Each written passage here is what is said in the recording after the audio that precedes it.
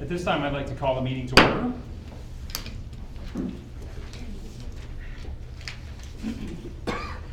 At this time, would you please stand for the Pledge of Allegiance?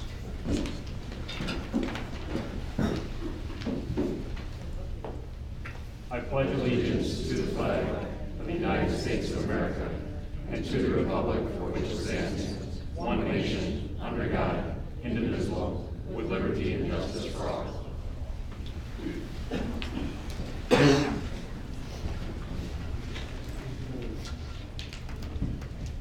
Clerk, please call the roll.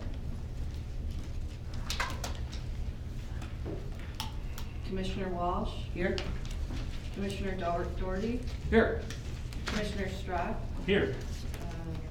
Commissioner Miller. Here. Commissioner Sabota. Here. Commissioner Thacker. Here. And Commissioner Meyer is absent this evening.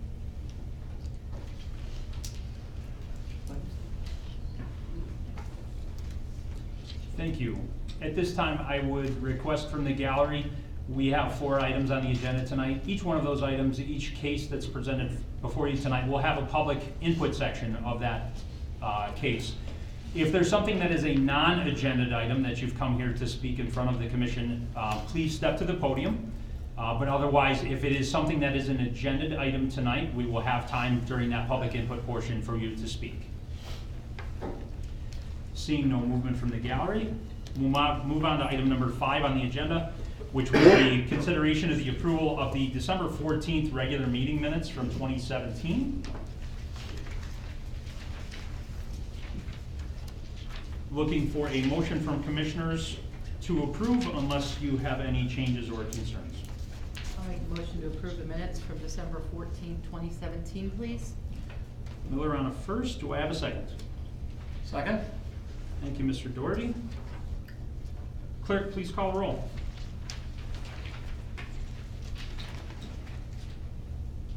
Commissioner Walsh. Yes. Commissioner Doherty. Yes. Commissioner Strock. Yes. Commissioner Miller. Yes. Commissioner Sabota. Yes. Commissioner Thacker. Yes. Motion carried. Thank you.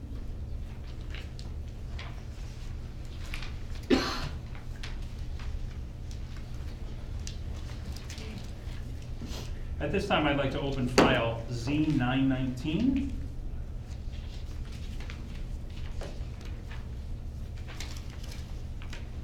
This is a use variance to allow a tattoo parlor. The applicant is Derek, and Derek, I'm sure I'm gonna screw up your last name here, Zunert? Yeah, that's perfect. Excellent.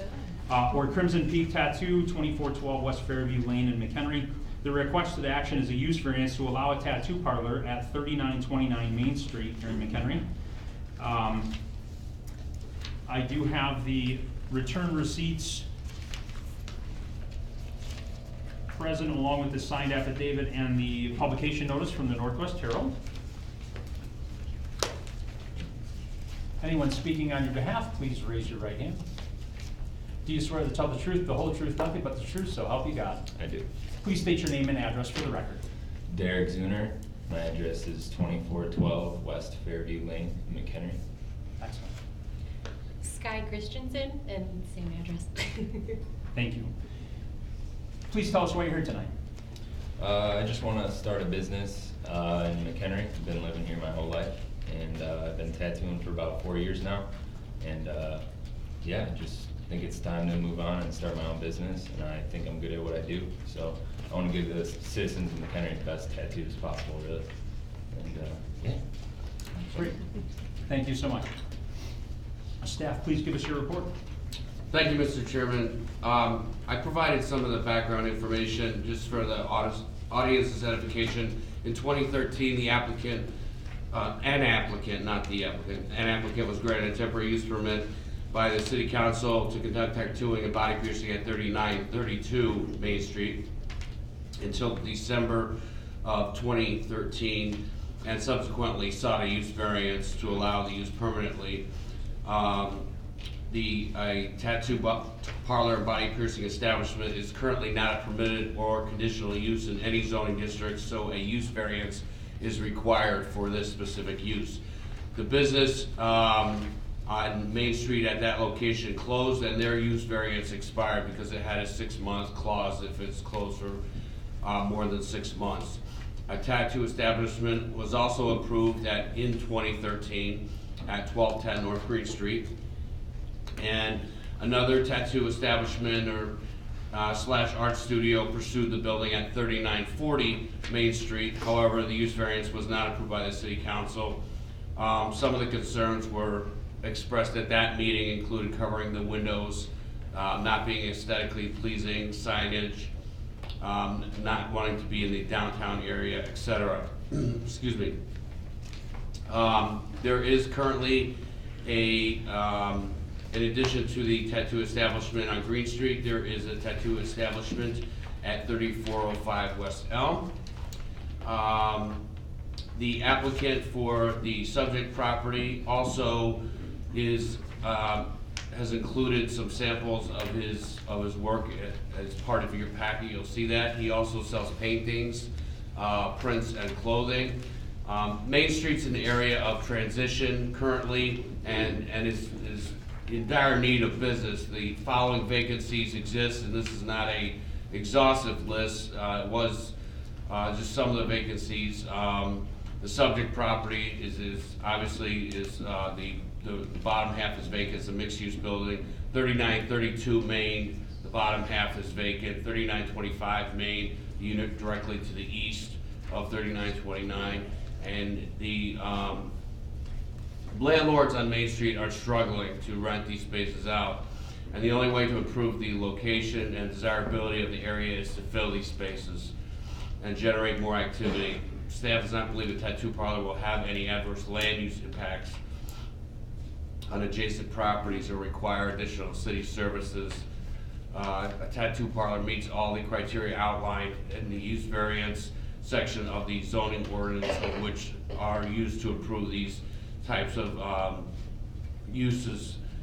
Staff supports the requested use variance, would recommend approval of a use variance to allow a tattoo parlor on the subject property with the conditions listed in the staff report, and finds the requirements of table 32A of the zoning ordinance have been satisfied. Thank you, Doug. At this time, I'd like to open the floor to questions or concerns from the commissioners.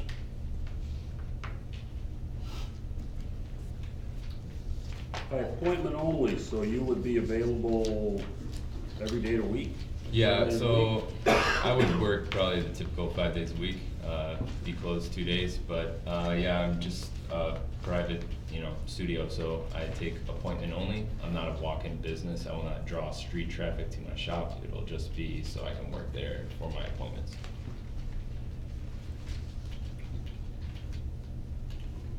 What would be your timeline for it looks like you're gonna remodel and do some stuff before you open, so what kind of timeline are you looking at to? I mean, I'm hoping to get it moving as fast as possible. I'm gonna have professionals in there the day of that I can't, so I'm looking to start this business as soon as I can, really.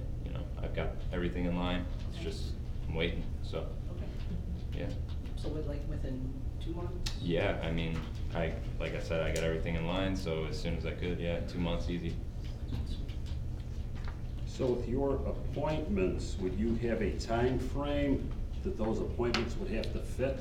Sure, And 11 would it be a.m. like, well, I can't be there till 9 o'clock tomorrow night, so you're gonna have a time frame? Right, so They'd my, have to fall in. my tattoo shop will be open to the public. I'm just gonna be the only artist there, so I will not be accepting like walk-ins. It's a Okay. common terminology in Okay. tattooing, so, yeah, I'll be there 11 a.m. till probably 6 p.m., I'm thinking, 11 a.m. to Okay. 6 p.m. every day. 5 days a week, something like that. Additional questions, Mr. Thacker? No, that's, Ms. Miller? So on your sketch, your drawing, you have 2 stations, but you're gonna be the only artist? Currently, I'm the only artist, yes. I don't have anyone in mind. Like, I won't have someone working for me the day I get started, so. So it's future growth. Future growth, correct. Any additional questions, Ms. Miller? Mr. Sabota? Mr. Doherty? No questions. Excellent.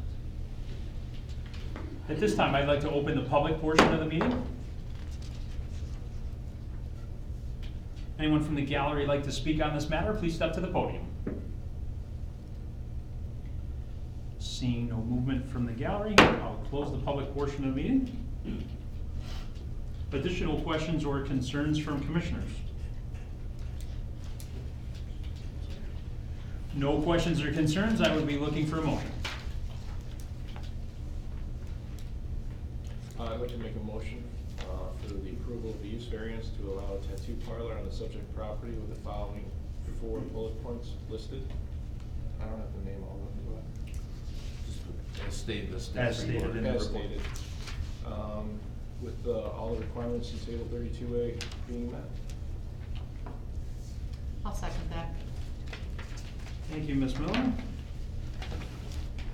Additional questions or concerns one more time for the commission? Clerk, please call the roll. Commissioner Walsh? Yes. Commissioner Doherty? Yes. Commissioner Stratt? Yes. Commissioner Miller? Yes. Commissioner Sabota? Yes. Commissioner Thacker? Be in touch. Thank you very much. Yeah, thank you. Thank you so much. Thank you so much.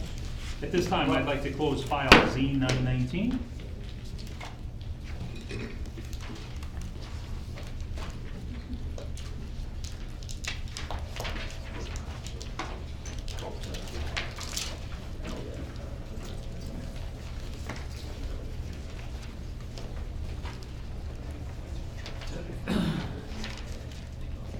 No, okay.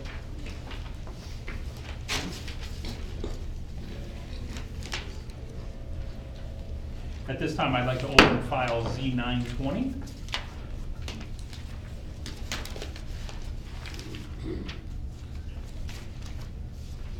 This is a conditional use permit to allow an open sales lot.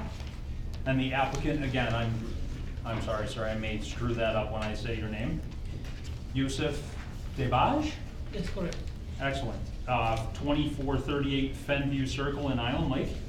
The requested action, again, is a conditional use permit to allow an open sales lot at 4719 West Elm Street here in McHenry. I do have return receipts for the mailing. I also have the public notice in the Northwest Herald and a signed affidavit from Yusuf. Thank you so much. Please raise your right hand. Do you swear to tell the truth, the whole truth, nothing but the truth, so help you God? Yes. Please state your name and address for the record. Yusuf Dabar, 2438 Fenview Circle, Island Lake, Illinois, 60042. Great, thank you. Tell us why you're here tonight. I'm applying to open a used vehicle sale in the subject property. And I'm looking to open this in the city of McHenry. I was looking for a good place, and I came to Mr. Doug and explained to him my situation. He suggested a few places, and I like this one, and I would like to proceed for the application for a used car lot. And I'm going to use it for specialty vehicles, mainly the hybrid vehicles and some special service vehicles. And I'm in this business for almost 1 year, and I'm confident I will be successful to bring good business to the city of McHenry. Great, thank you so much. Doug, please give us your report. Thank you, Mr. Chairman. The applicant is requesting conditional use to allow a used car lot on the subject property. This property is located at the southwest corner of Meadow Lane and Route 120. It's on that vacant lot right on the corner there. The building was connected, and then a portion of it was raised. This is on the portion that was raised in 2013. The applicant is proposing to start out with a modular building and within 2 years construct a permanent building and sell used, primarily specialized or hybrid cars on that lot. There's also pictures of the modular building in the packet. It's pretty aesthetically pleasing. There is an alley immediately to the south of this property. There would be a 15-foot residential screening strip required to the south. There is residential to the south. There's parking screening strip required if parking for customers abuts Meadow Lane or Route 120. Staff believes that this is appropriate use for this location. There's an auto dealership at the northeast corner. There's a fueling station at the southeast corner. There's a strip center at the northwest corner. There's residential / commercial to the west. And staff would recommend approval of the conditional use permit. This is within the West Route 120 corridor enhancement area, which is an area that the city council had adopted a policy or a plan to really revitalize from Meadow Lane on the east to Ringwood Road on the west, and really focus on, some redevelopment, and this will really add to that, along with what Sunnyside did and adding to their building, and hopefully some other stuff coming along in the future. So staff believe this is a good addition to that area. So staff would recommend approval of the conditional use permit to allow the open sales lot, selling of cars basically, with the conditions that the requirements of the zoning ordinance that would be lighting, landscaping, setbacks, and the building code, they would all have to be met, even though it's a modular building, handicap accessibility, all that stuff would have to be met. And the applicant must file a building permit application for a new building, a permanent building, and repave the entire lot within 2 years, pending council approval contemporaneously with the construction of the new building, and staff finds the requirements of table 31 of the zoning ordinance have been satisfied. I'll be happy to answer any questions you may have. Thank you, Doug. At this time, I'd like to open questions or concerns from commissioners. I'm going to start with Commissioner Walsh. Yes. What's your definition of special service vehicles? You said hybrid vehicles in your notes, but what's a special service vehicle? to These you? are like previous police vehicles. They have been like I buy these from previous government and municipalities, and I sell these because there is special need for these vehicles. Okay, so like the police interceptors and? Yes. Okay. And with the green cars there, do you need charging stations for those, or? No, these are not electric vehicles. These Okay. are hybrids. Okay. I'm good. Thank you, Commissioner Walsh. Commissioner Thacker, any questions? It's your intention then to purchase the property? Yes. Okay, pending approval from the city, of course. We then bring in your modular building, Yeah. then your product. Yes, this is a temporary to start the business, and once, the business is moving, and I will work with the city building department to start construct a new facility for the business. Okay, now when I went by there Friday, I saw about 30 cars out there, but I understand they weren't your cars, correct? Yes. Okay, you scared me there for a minute. Yeah, actually. I had to make a call to Doug. Yeah, actually, I raised this issue to Mr. Doug the minute I saw these vehicles. I was passing by, and then they were not mine. They were across the dealer across the street, and I don't know why he parked it there. And I contacted the city and the owner, and they asked him to remove these vehicles. Okay. They were not mine. Okay, good. Okay, that's it, thank you. Thanks. Thank you, Mr. Thacker. Ms. Miller? So the only question that I have on your sketch, I'm assuming the black lines are where the cars are gonna park?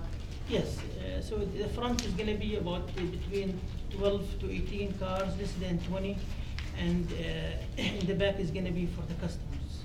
So the blue lines are gonna be their customers? The customers, yes. Okay. So you think you're gonna have about 30 cars there at any given moment, or? This is considerable, like the size of the property. I don't think I will have 30 cars. My point of view, I don't like to make it as a condensed place, so that when somebody comes, you cannot move the cars. I don't think that is gonna handle more than 25 cars. So I will keep it around 20. Okay. And you're not gonna do any service to those cars there? Now with the temporary building, there is no service.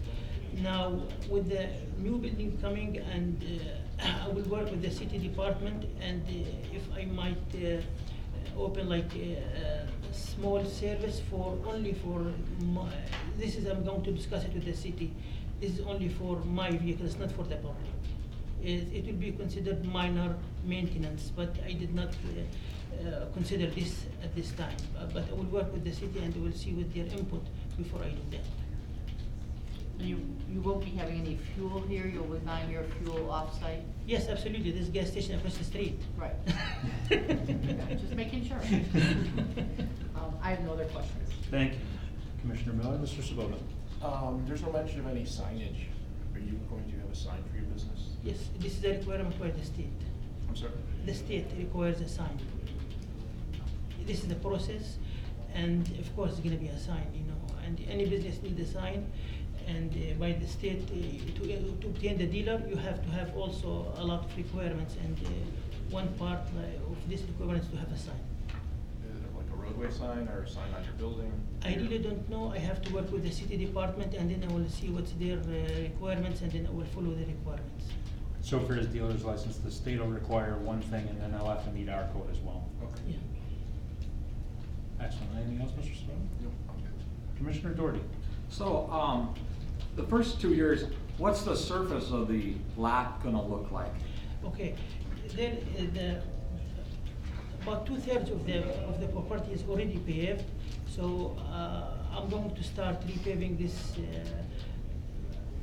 first thing, you know. So I'm going to work with the paving company because it's really old and need to be maintenance. I'm not going to use it in the way it is. So I will fix it before I use it. So paving and sign markings, all these. Okay. And the drainage would be okay then? So there is, a lot of that's already done now, is that Yeah, right? there's a drainage already there. Okay, good. Yeah. You said you're gonna buy some government vehicles and sell government vehicles. Is it just regular car vehicles, or might it be bigger government vehicles, or? No, this is the small sedans and small SUVs. Okay. Yeah. So anything that you're gonna store on the lot, other than you're gonna sell the cars, you're gonna have the modular building on there, and probably a garbage can. What other items might you have on the lot? That's it. That's it. I'm not going to make it. Wonderful. Any additional questions, Commissioner Doherty? Excellent. I have one. Go ahead, Ms. Miller. So your letter indicates that you have 20 years of experience in the car remarketing business. Yes. Do you have other lots now? No.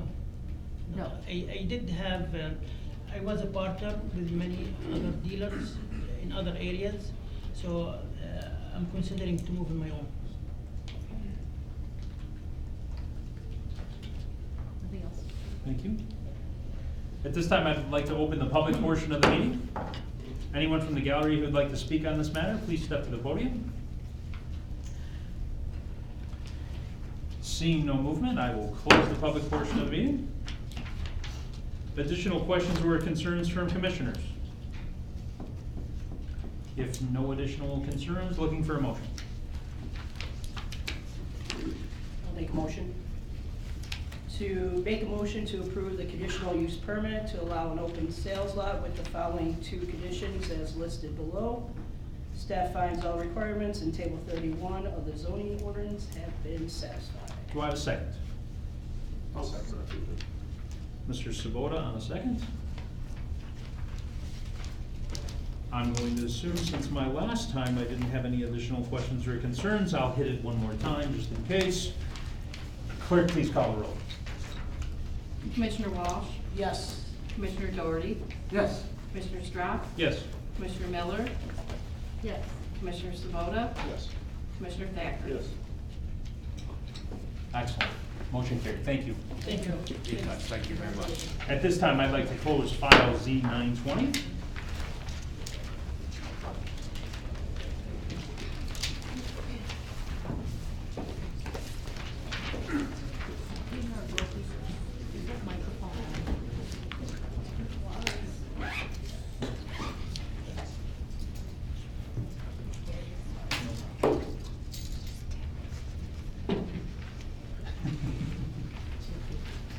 At this time, I'd like to open file Z921.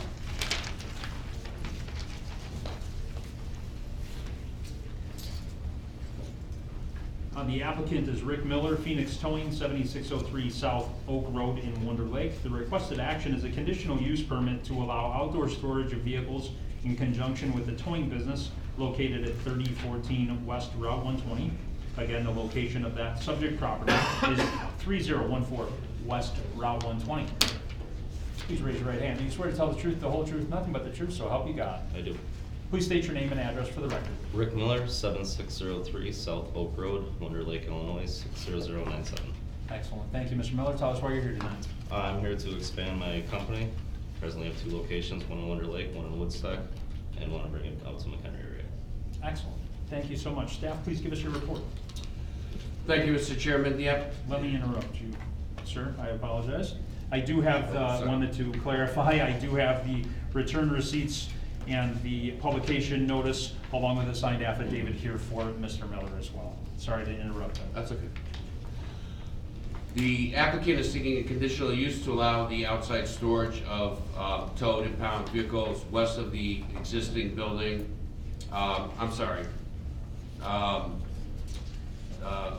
North of the existing building, in conjunction with towing operation at 3014 West Route 120. The subject property was previously approved for outdoor storage in 1996. I did attach that ordinance. However, the conditional use was limited to storage of vehicles to the northeast corner of the building with a maximum of 2 vehicles overnight. And the duration of the conditional use permit of that ordinance was concurrent with the tenancy at that time with Bullseye windshield repair. Additionally, in 2005, a conditional use permit was applied for and went to planning and zoning, however, did not proceed to city council for final consideration. In the city zoning ordinance, a conditional use permit is required in the C5 zoning district for outside storage associated with a permitted or conditional use in the district. The conditional use being requested is specifically for the outside storage of vehicles. The proposed location for the outdoor storage is behind the building to the north, not likely to visually detract from the surrounding area. The storage area, however, does abut residential to the north and the VFW property. There is an existing fence, however, it does need to be repaired somewhat, and there is a gap in the fence on the north side, which needs to be closed. It's kind of a maybe 6 to 8 inches.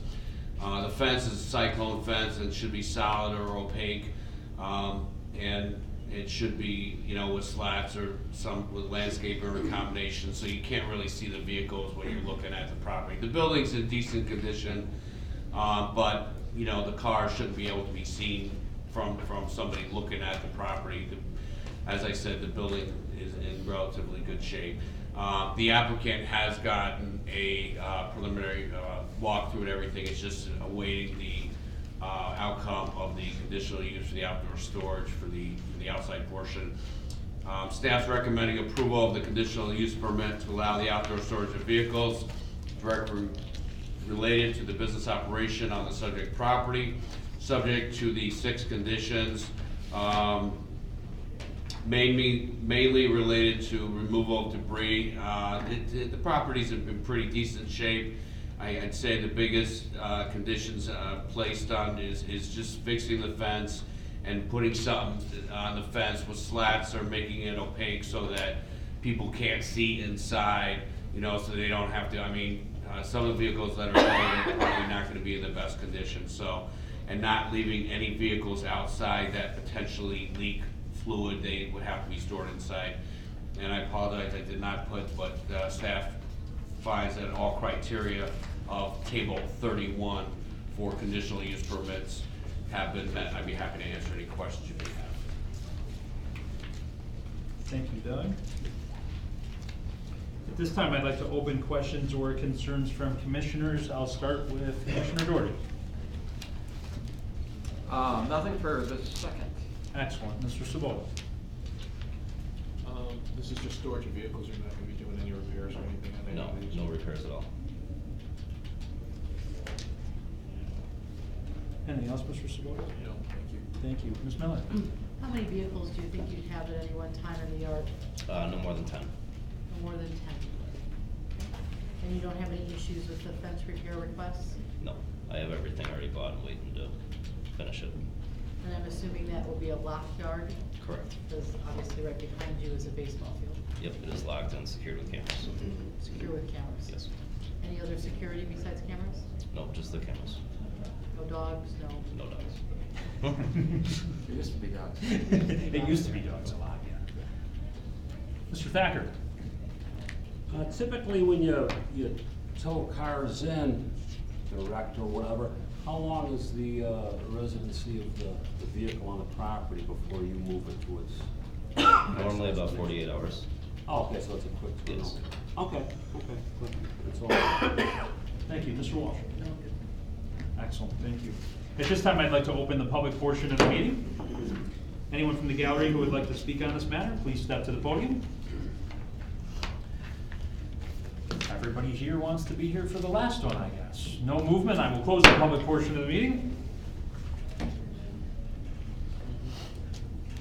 Back to additional questions or concerns. We can do it by a show of hands if that's easier.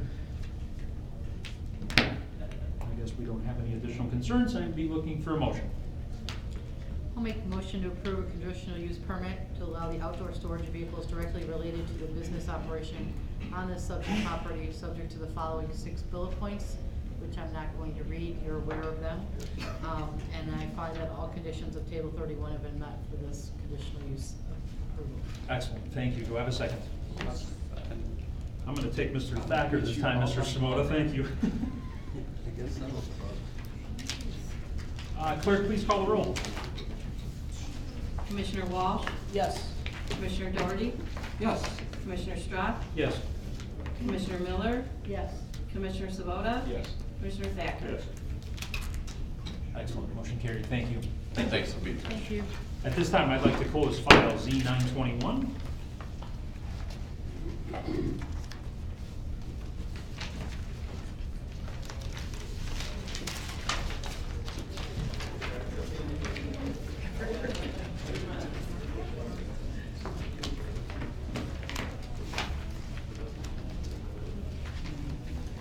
At this time, I would like to open file Z922.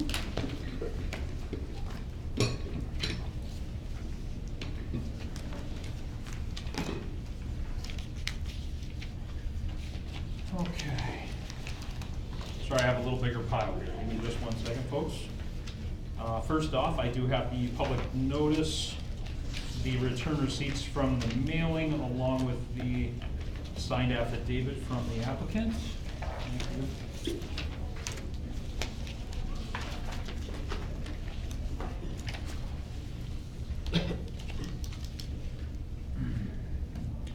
We don't have an attorney at the table. Do I have 2 attorneys at the table or just one? Just one. Excellent. Please raise your right hand. Do you swear to tell the truth, the whole truth, nothing but the truth, so help you God? I do. Please state your name and address for the record. My name is Randy Willie. I'm employed with Lafarge Aggregates / Meyer Material Company. My office address is 1300 South Illinois Route 31, South Elgin, Illinois, 60177. Thank you so much. I have a couple of things to do before I turn this loose.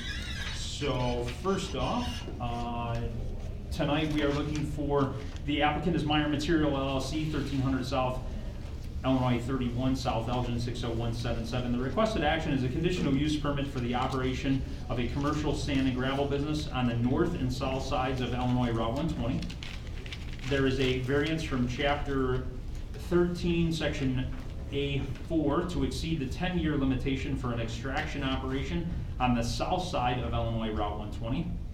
And again, the location of the subject property is located at 7003 West Route 120 on the south side of Illinois 120 here in McHenry, along with 7204 West Route 120 on the north side of Illinois Route 120.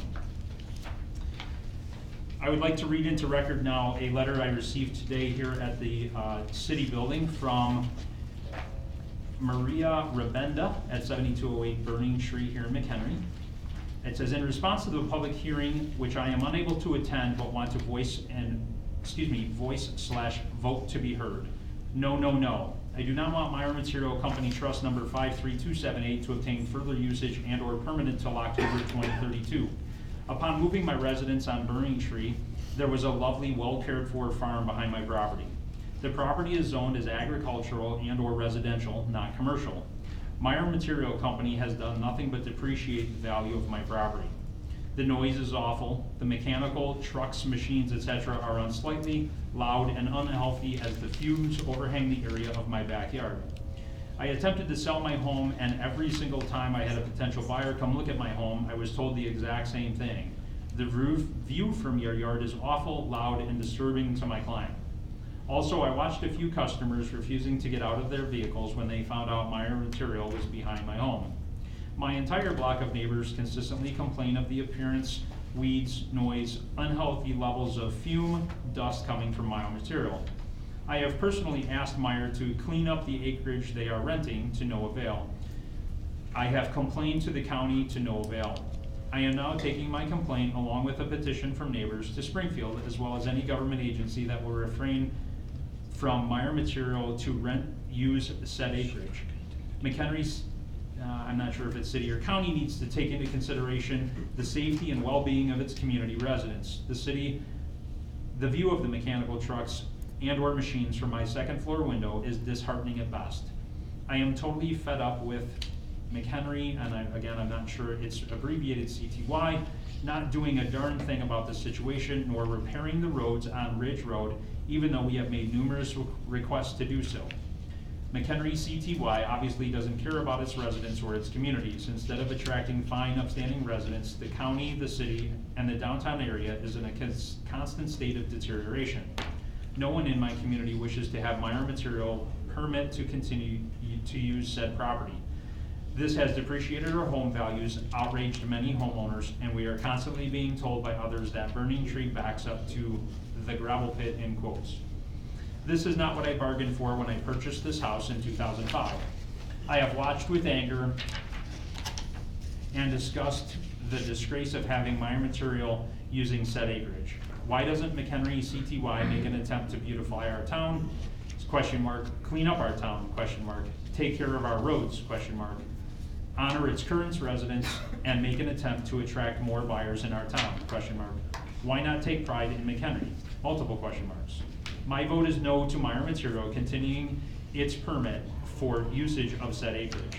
Honestly, the Planning and Zoning Commission of McHenry needs to propose some far better plans for this town, or you will have more residents leaving in disappointment to a far better community than cares for its town and or its residents. Maria Rabenda. And then there was included in the letter was just a copy of the notice of the letter that was sent to those adjacent homeowners. Secondarily, before I start, inside the commissioner's packets was a map of the property. If the commissioners would please take out that map. I just wanted to kind of talk about this quickly before we start in tonight's discussion on this matter. Parcel A, that's dictated on the maps that you all received, is not part of tonight's discussion. It was listed on this parcel because the tract of property that was pulled, parcel A, is included in this map. But what parcels are being addressed tonight would be the remaining parcels B, C, D, and E. So I just wanted to clarify that for everybody here tonight. That parcel A is not part of that subject property that we're speaking about this evening.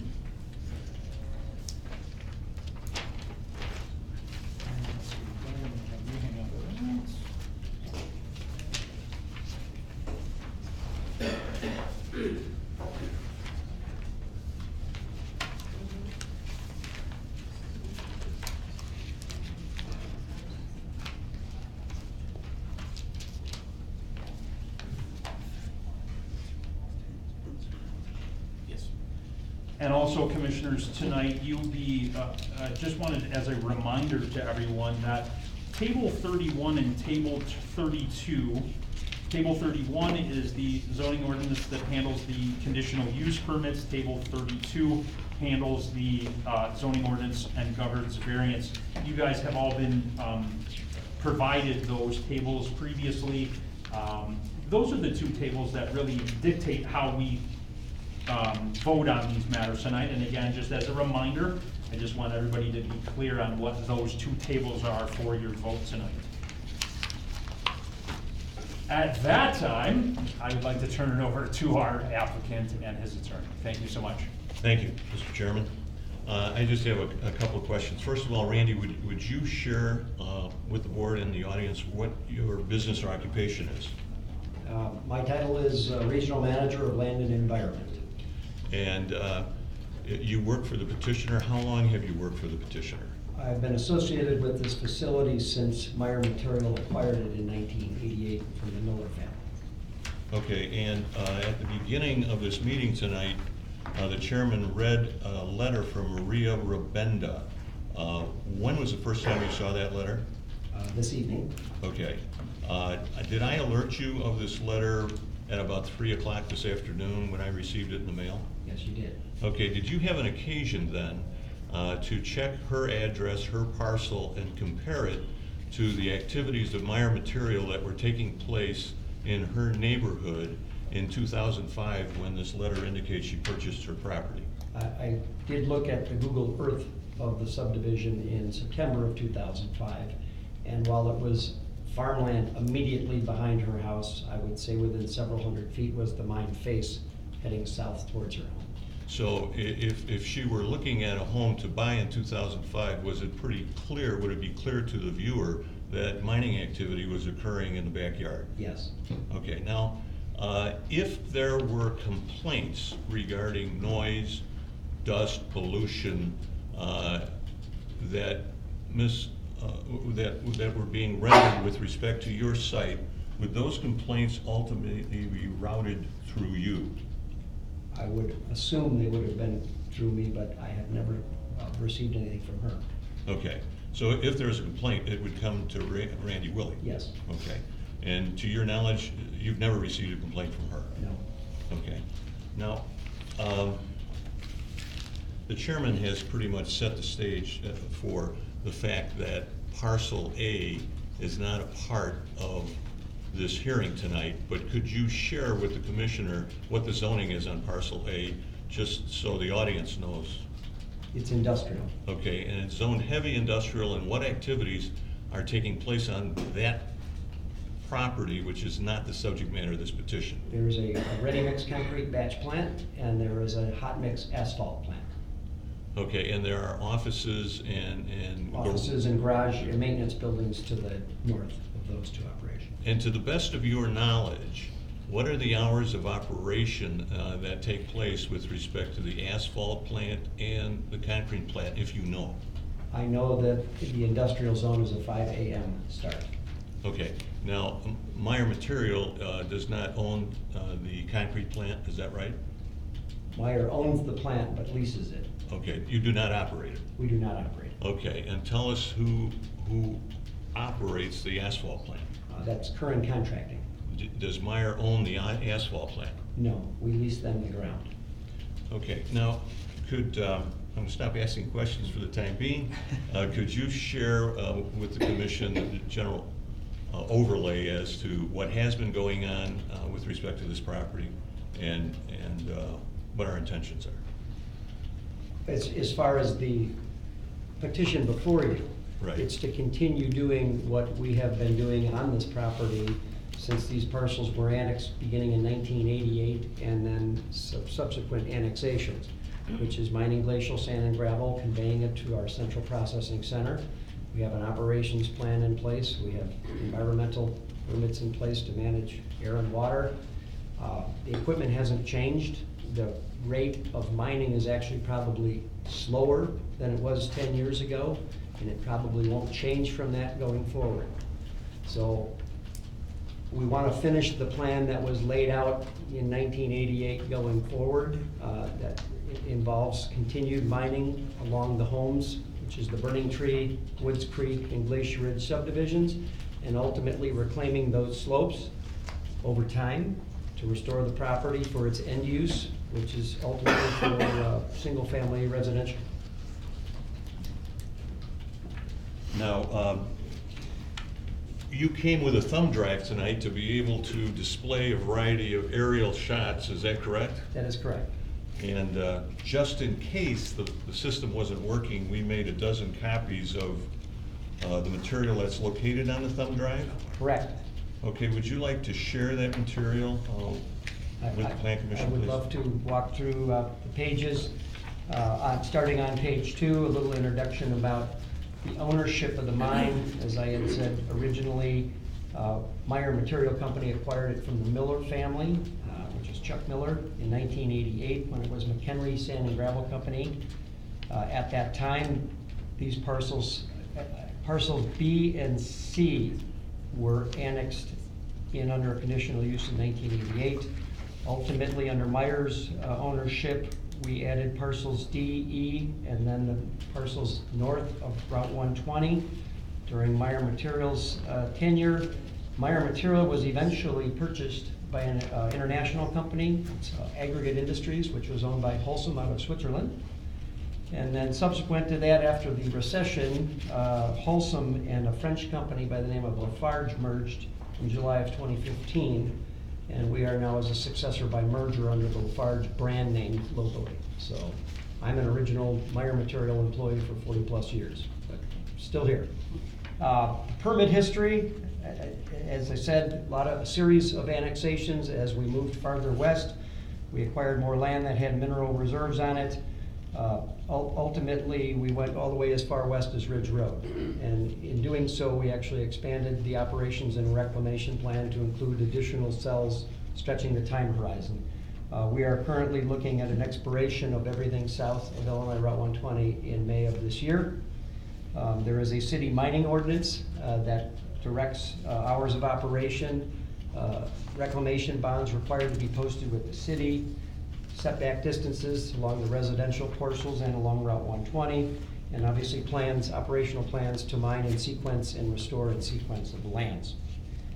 I'll go to page 3, talk a little bit about where we're mining today, which is down in the southeast corner. Over the last 25 years, we've kind of gone in a counterclockwise motion, and you can see off to the left-hand side of that photograph where the site has been mined and restored and being farmed. Down in the southeastern portion, you'll see the Burning Tree subdivision, which is on our south boundary, and then the Glacier Ridge and Wood Creek subdivisions on our east boundary. We are actually moving north in that farm field as we speak. There are probably about 3 or 4 years left to complete the surface above water mineral extraction on that farm field. The city ordinance that we operate under, we have crushing hours, meaning where we can actually process field operations to the main plant of 6 a.m. to 6 p.m. I don't think we run that late anymore. There was probably a time. We operate on Saturdays when we need to based on demand, but only till 2 o'clock.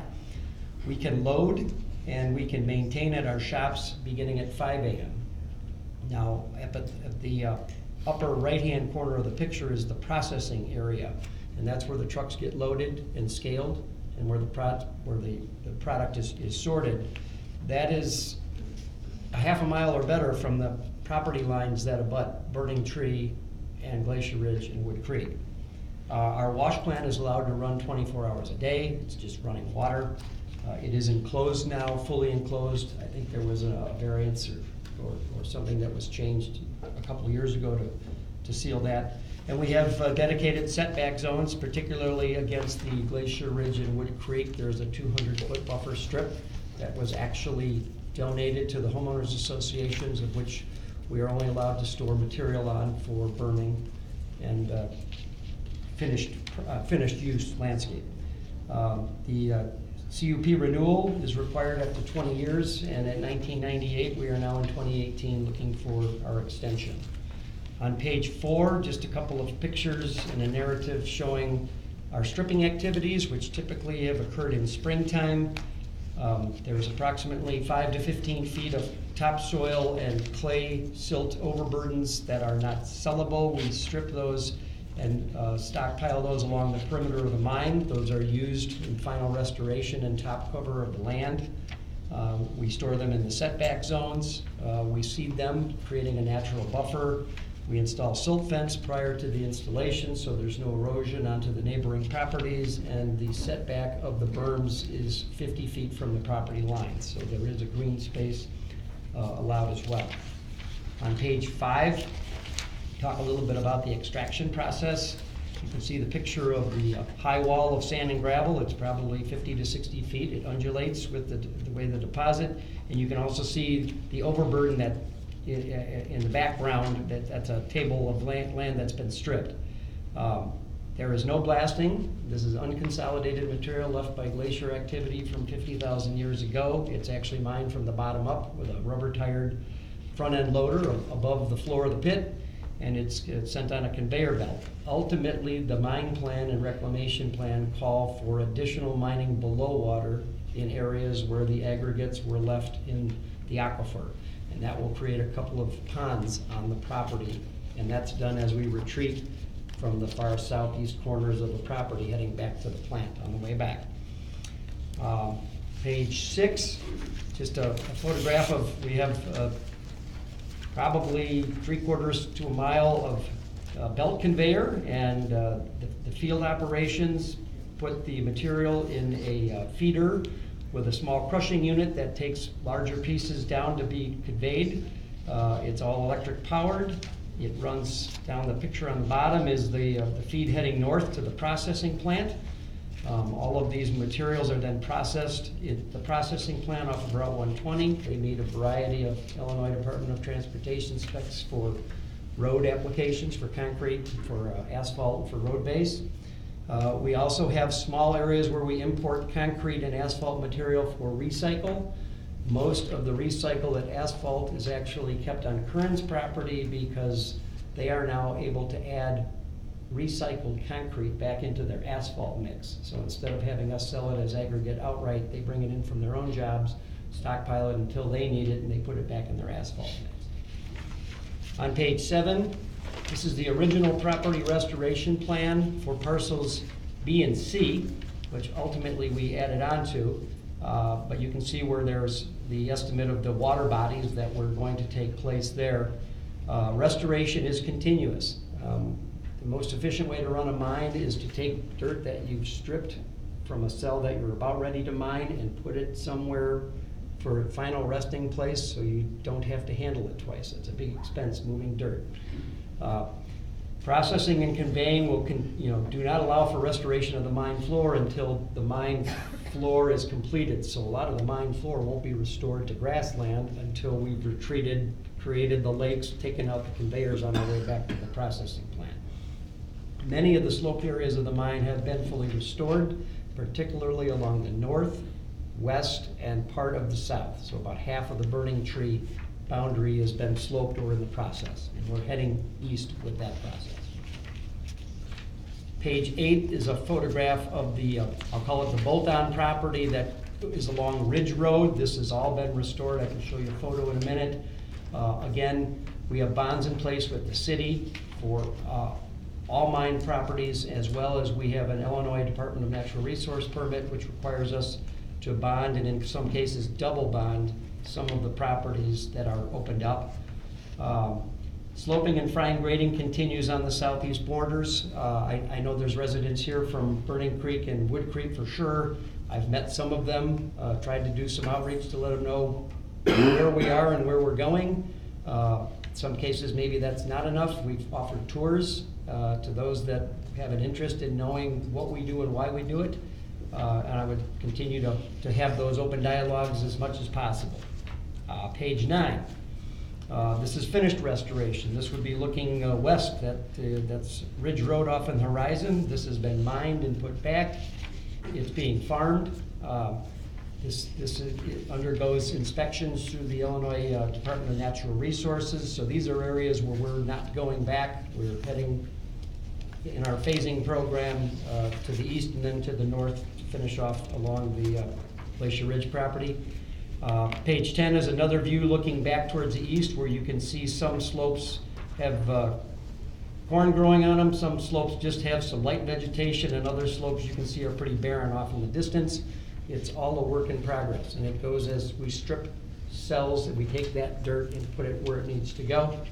Page 11, this land has been restored probably for about 15 years. This is the entrance to our mine off of Illinois Route 120.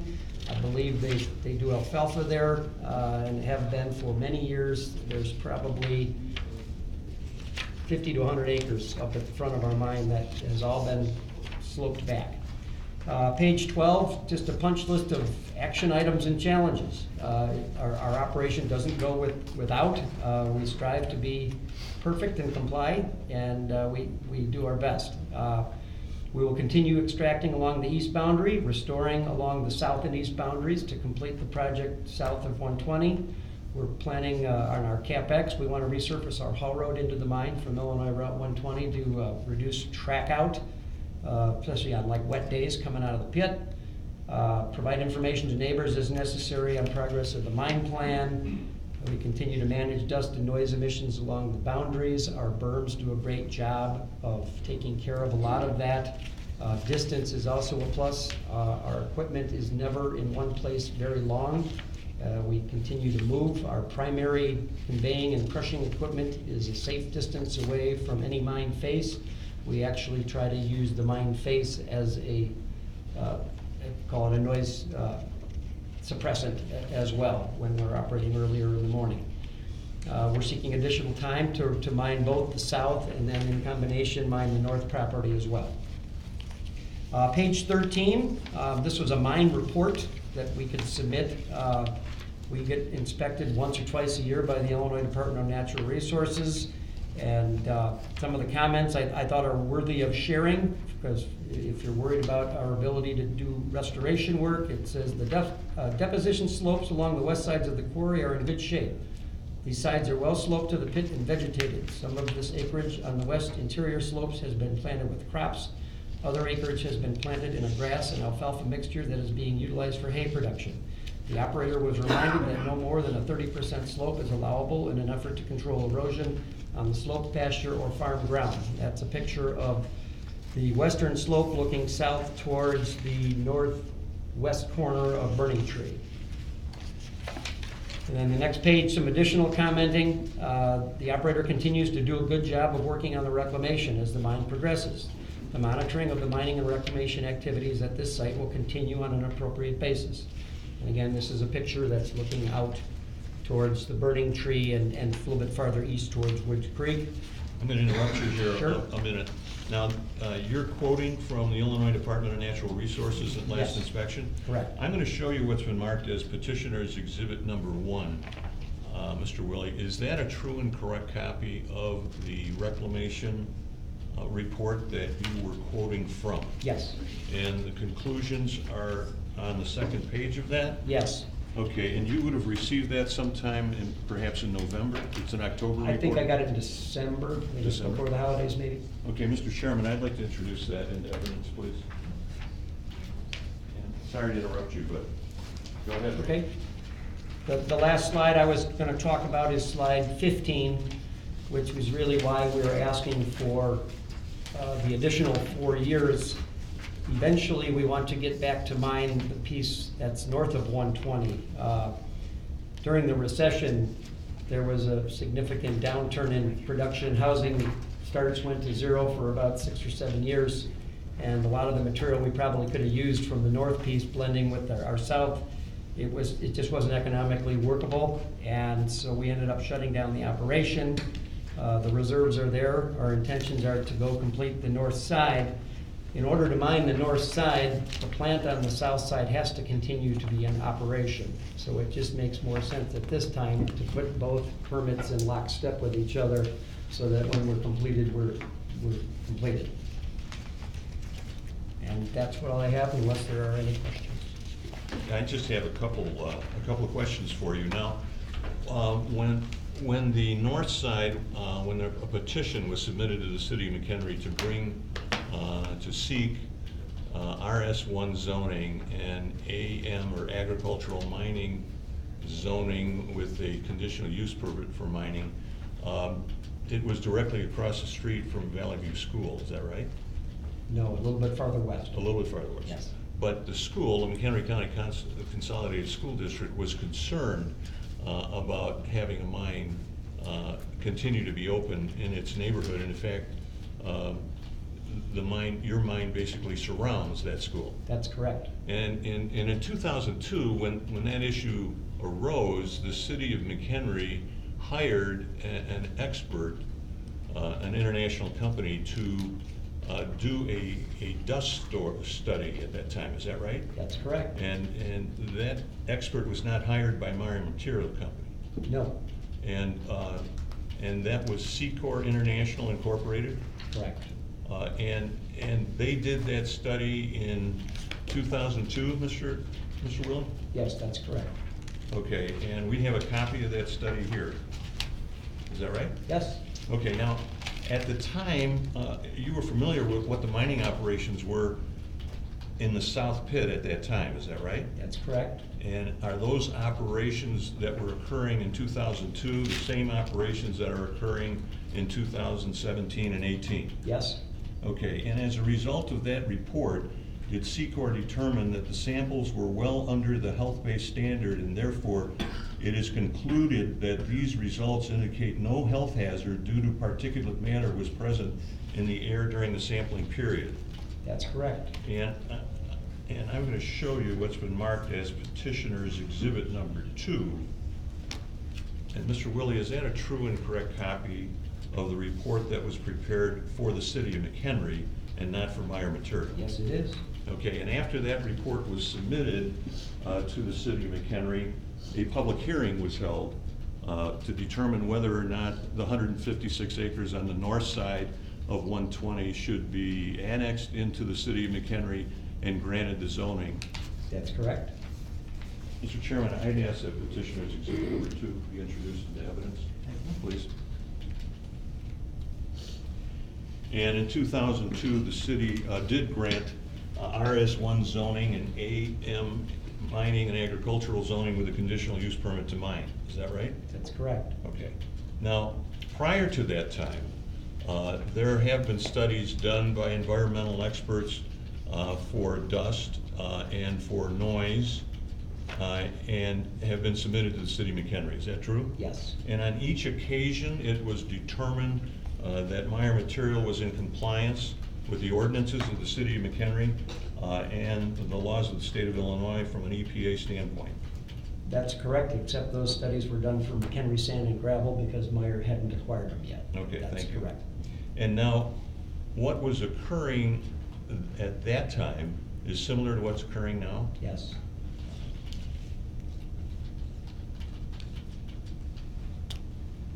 Now, are you asking that any new equipment be added during this period of time that you're seeking this renewal extension? no, Are you asking for any change of hours? no, Are you asking that what you have been doing, you simply extend the term to do it so that you can complete the removal of the aggregate materials there and complete the reclamation process? that's correct. Do you have anything else you'd like to share at this time? No, I do not. Okay, we'd like to reserve an opportunity to respond. Excellent. Thank you. Thank you, Mr. Webb. Staff, please give us your report. Thank you, Mr. Chairman. So the requested actions are, these conditional use permits are limited to 10 years in length by the Surface Mining Ordinance, Chapter 13 of the Zoning Ordinance, for the operation of a commercial sand and gravel business on the north and south sides of Route 120. On the north side, the acreage is about 156, 157 acres. On the south side, it's about 1,000, 19,000. That's low, no, it's lower than that. I'd say about 650. Oh, is that all? Okay, Yes. 650. And then they're also asking for a variance to exceed the 10-year limitation for an extraction operation on the south side of Illinois Route 120 by about 4 years. The subject property is zoned RS1. That's the zoning. It's low density, single family residential. It has an agricultural mining overlay. So when the mining is done and everything's reclaimed, it goes back to low-density, single-family residential, which is 30,000 square foot minimum lot size, which is what it's always been zoned. The applicant's petitioning for the renewal of their existing conditional use permit to continue their operation as previously stated for commercial mining and extraction business on the north and south side of Route 120. As I stated, they're good for 10 years. On the south side, their permit expires approximately May 2018. On the north side, it expires in 2022. So in October 2022. So they're asking for a variance of about 4 years, so they both expire in about 2032. As we went over about the acreage, the city established the AM Agricultural Mining and Overlay District to capitalize on the natural resources that currently exist in the county and in the city to permit businesses at Meyer Material and Lafarge to allow them to operate these types of businesses and take advantage of the natural resources that are there. The City Council had specifically discussed this topic at their November 6, 2017 and their February 5th, 2018 meetings to gain an understanding of their current operations at the site, to identify the nature of the processes of the renewal request that's before you this evening. Some concerns that were expressed at the council included the hours of operation, some noise-related concerns related to mining or other site operations, including from the crushers and the vehicles. I think from the backup alarms, beeping, backup from the trucks, ensuring that the city maintained the proper reclamation bonding, making sure all wash plant processing was done inside an enclosure, impact on shallow aquifers because of wells in the area. Most of the residents are on wells. In fact, nearly everyone in that area is on wells in that area. Having copies of audits for monies received by the city from aggregate material mined. The city does get revenue from material mined out there on a per ton basis, and receives his reports every year of that revenue, and asked and had been receiving the reports. We've been getting the money, but the reports, and that was something that Mr. Willie had stated they were working with us on, making sure the city has the current all the current requirements in the surface mining ordinance, which is in the zoning ordinance. The petitioner is aware of all these issues. Staff will continue to work with the petitioner to identify where possible solutions to these as the process continues. As far as the conditional use permit for the mining is concerned, Table 31, as Mr. Strackett stated, of the city zoning ordinance governs conditional use permits, of which this is a request for. The area in close proximity to this site on Route 120 is rural agricultural, farming, mining, low-density, single-family residential land uses. The subject property has been mined for decades with minimal disturbances. While there have been some issues due to the fact that the south side abuts residential, primarily with noise and dust, Meyer Material, Lafarge, and their parent company have been extremely responsive to residents. I can say that. I've been here for 16 years, and Randy Willie himself has met with residents from many subdivisions, multiple occasions to address complaints and also Alan Miller before him. So I know that they have been very responsive to address concerns when there have been concerns. To address noise, in the latest annexation agreement, a wash plant enclosure, which Mr. Willie was talking about, was required. That was the processing had to be totally enclosed. That was the wash plant enclosure that was required. That was because of noise. Alan Miller was also very responsive, as I stated, to complaints when he was at Meyer dealing with noise and dust covering on driveway. I read minutes of that. He went to people's houses. As a local business, Meyer and their parent company, they provide a commodity that is needed to sustain a healthy economy. They provide jobs. They've donated time and have been very active in the community as well. The city receives revenue, as I said, and the city's very fortunate to have these natural resources available. In addition, the council will be negotiating an amendment to an annexation agreement extension. This won't be considered tonight, but at the city council level, that will be considered to address several topics to ensure that the applicant not only maintain the rural atmosphere of this area, but work with the city providing benefits to the residents of McHenry. Staff feels that this is an appropriate land use and zoning of the property. This is a continuation of something that has gone on for many years. This is not really anything that's changing. This is really just something that's continuing. The city has an ordinance, it has for many years, has had the same ordinance, the surface mining regulations, that has limitations on hours of operation, screening, spillage, safety, noise, maintenance, what can be done on what locations. The applicant will need to comply with they need to comply with IDNR, the Illinois Department of Natural Resources, the Illinois Environmental Protection Agency. After the mining ceases, the site must be reclaimed within certain time restrictions by the applicant in accordance with requirements of the zoning ordinance, as well as requirements by the state. As you can see, by the presentation, they're overseen by the state, and the city has to do inspections as well according to our ordinances. The noise impacts of the proposed operation will be greatly reduced in that the processing for the raw materials is located on the south side of Route 120 in the existing mine, which is 50 feet below the ground surface. As far as the variance is concerned, Table 32 of the zoning ordinance governs variances. That's for the 4-year extension for the south side. So it coincides with the 10-year time limitation on the north side, so they both expire in 2032. The limitation placed in the ordinance is for 10 years, so that's why they're asking for that. If the applicant wishes to exceed the 10-year time limitation, a variance can be applied for. They're asking for that.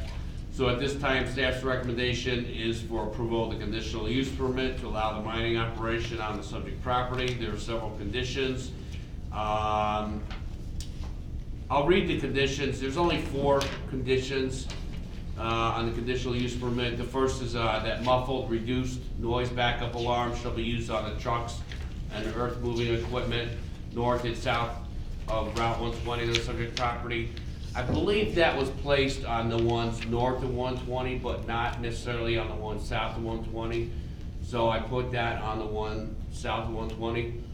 So I put north and south. Applicant shall enter into amend an annexation agreement with the city for the properties on the north and south sides of 120. That would be considered by the city council. All processing of raw materials should be done at the existing mining facility on the south side. So basically no processing on the north side. They would just be mining, and then it goes under a tunnel and is processed on the south side. That there are no substantial or recurring violations of the city of McHenry, state of Illinois, or federal mining, environmental, and reclamation laws and regulations. And then approval of the proposed variance to the 10-year, and staff finds that the applicant has met the requirements of Table 31 of the zoning ordinance. Staff recommends approval of the proposed variance to the 10-year time limitation imposed by the zoning ordinance with regards to mining on the south side. Approval of the variance shall be subject to the same conditions identified for consideration of the conditional use permit, and staff finds that requirements of Table 32 of the zoning ordinance have been met. I'm happy to answer any questions you have. Thank you, Doug. Here we go. I would like at this time to open the floor to commissioners. Since we will probably have some questions, I think I will continue to call on commissioners so that we're not talking over each other. I will start with Mr. Walsh. Going back to slide 12 on your presentation, there was a bullet you had provide information to neighbors as necessary. How often does that happen? we underwent a campaign a couple of years ago. It started with a letter that I had received from somebody over in Burning Tree, and then I responded by putting a flyer on her door so I could try to get at least a small group together. So I did work with Burning Tree while we were mining behind their homes. Now we're mining past Burning Tree and we're over at Woods Creek, so we did entertain getting involved in some homeowners association discussions there. I don't know if Glacier Ridge has a homeowners association, but we just started putting the berms up along there. I did knock on the woman's door while we were putting berms up, and she said, I don't have any problems with you, I have problems with those ATVs that are running up and down the forest. And so after that, I'm certainly willing to open up dialogue with those neighbors too. So how often do you get any feedback at all, or like? I Good or haven't bad? gotten much feedback, other than through Ryan Schwallenberg, maybe on 2 or 3 occasions in the last couple of years. We had one incident in September of 2015 when our stripping crew, who we contracted from the outside, we used to use our own stripping crew, but we had contracted them, and they were paid by the ton or whatever. They were hustling, and it was a pretty windy period, and I think the neighbors got a week's worth of dust. So we stopped and reset and said we're not gonna do that when the winds are out of the north at 30 miles an hour anymore. It's kind of growing pains. Okay, so if any complaints go through the Illinois DNR or EPA, they would come to you as well, right? Absolutely. No. And I have had none. Interesting. Okay, that's all I have. Thank you. Thank you, Mr. Walsh. Mr. Thacker? Yeah, earlier in your presentation, you mentioned end use. We don't have a crystal ball, but north of 120 was 2002 for 10 years, and now you want to go to 2032 on the north side. So when's the end use? In 2032, all the minerals will be forecasted to be gone. So the underlying zoning is residential properties. I believe it's slated for 1 acre type lots when it's done being mined. Yeah, I believe in the north side, it called for a 60-acre lake with so many houses built around that lake. Correct. Now, the north side, you started mining in 2002, 2003? We mined it for a few years, I think A few years of the 10-year, the initial 10-year period. because we had to put a tunnel underneath the road. Yes. And we had to kind of pop it open. So if we mined it, we probably mined it in 2004, 5, and 6. And then demand started to waffle a little bit, and then we slowed down. The recession came, and we pulled the conveyor belts out because we weren't gonna run an extended crew. So that was stagnant then? Yes. For how long? And actually, we haven't gone back, because we never put the conveyors back in. Really? Yes. And again, some of it has to do with product demand, because that portion of the deposit is a lot finer, which means a lot more sand. And right now, there's a lot of sand in the market. There wasn't 3 years ago, but everybody's kind of coming back from the recession, and there's a lot more dredges in the lakes around here, because everybody was, it's supply and demand, it's a commodity, Sure. so. Now, 2002, when you went north of 120, is that when you said the studies were going on around Valley View School? Correct. They went on the north, on all 4 sides, the study. Okay. Which- We were still mining on the south side of Route 120. Right, right. And then the letter from the school district had concerns about expanding the mine into the future. So we were obviously taking sample readings at the school while we were processing where the processing plant sits just to the west of And it. then the city had hired a firm, you said? Yes. Yes. Now, they've done it since then, correct? The sample in the air and all of that, this independent study? It was done during the hearing process in 2002. Right, but it hasn't been done since? No. And now, refresh my memory, was any of that property owned by when you went around the school heading west, was any of that property owned by the school district? Not to my knowledge. When Meyer Material acquired the lands from the Millers. Parcels B and C, which took you around the school and then Right, west, right. that was all owned by the company. Okay, okay.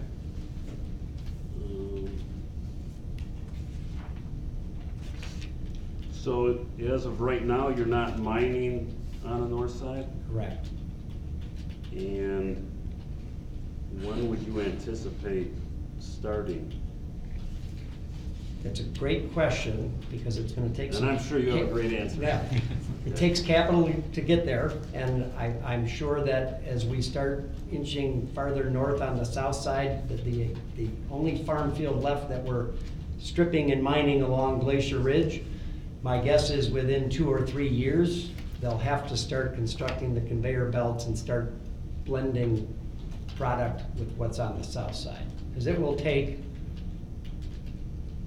5 or 6 years to mine the north side. Once you start. But they'll wanna blend it with some of the material that's coming from the south. So Eventually, the south side will run out of material, but I think the plant balance. So by blending it, does that slow down the productivity which is gonna take place on the north side? I don't think it's ever gonna get as fast as we thought it was once going to be. Okay. As a general statement, the plant from the mid-1990s to the mid-2000s ran at I'll say, ran more volume than it's going to run in the next 10 to 14 years because of product mix. It's a finer deposit. We're not in the concrete business, so we're not trying to make concrete stone for our own use. We're a mining company, so we're trying to sell a variety of products. So we're making more chips and binders for the asphalt plant, and there's a lot of sand in the deposit, and it's probably just gonna be a slower market. That's all I have for now. Thank you, Mr. Thacker. Commissioner Miller? I'm gonna reserve for now. Thank you. Mr. Sabota? Since 2002 when the study came out, what's your biggest complaint that you get repeated? Noise. And I think, a lot of the times, I think it's coming from the asphalt operation, because the more I talk to the people that are describing what they're hearing and when they're hearing it, our processing plant at 5 AM is a half a mile from their homes. If the asphalt plant or the concrete plant is running over the industrial district at 5:15 or 5:30 in the morning, that's where it seems like it would be coming from. On average, how many complaints do you get a year? I can only go by, I think I had 3 this year. One wasn't even a McHenry resident 2018, sir, or 17? in 2017. Thank you, sorry. That's fine. So 3, 5 a year? I don't know if I had any before last year. They were fewer and farther between, but keep in mind, the processing in the field is getting closer to the homes now than it was 5 or 6 years ago because of the cycle of moving from cell to cell. We're behind the homes Sure. now more. That's all I have. Okay. Commissioner Doherty? So, the crusher's on the south side of the road, and then, eventually, when you start working on the north side of the road, the crusher stays on the south? The main processing plant where all the screens and crushers are is not moving from where it is just south of Route 120 by the main gate. So everything's conveyor? Everything's under the road? conveyored to there. The only piece of equipment that's actually crushing the rock, and it's very limited, is the one that's at the head of the conveyor section. If it hits a boulder, it will knock it down a couple of notches to get it onto the conveyor belt. There is a field crusher that's moving. It'll move along the mine face. But it has to stay a certain distance away from property lines, because that's what the mine ordinance says. And actually, probably in 2 years, we're gonna get farther and farther away from the homeowners, because we can only go so close, and then we'll be pulling away, because then we'll be heading to the north property. Okay. And then you mentioned that you don't wanna move the material twice. So, the extra, like, black dirt, that's what I would call it, do you store that along to the sides, up by like burning tree and all those, so the people don't look into the pit, or how does that? We typically take the topsoil or black dirt Okay. off first and put it all the way on the outside perimeter, and then put the silties material in front of it, because when we go to restore properties, we want to be able to grab, call it the filler, the slope filler first, and then bring the top dressing down after that. Oh, I got you. Yes. So the biggest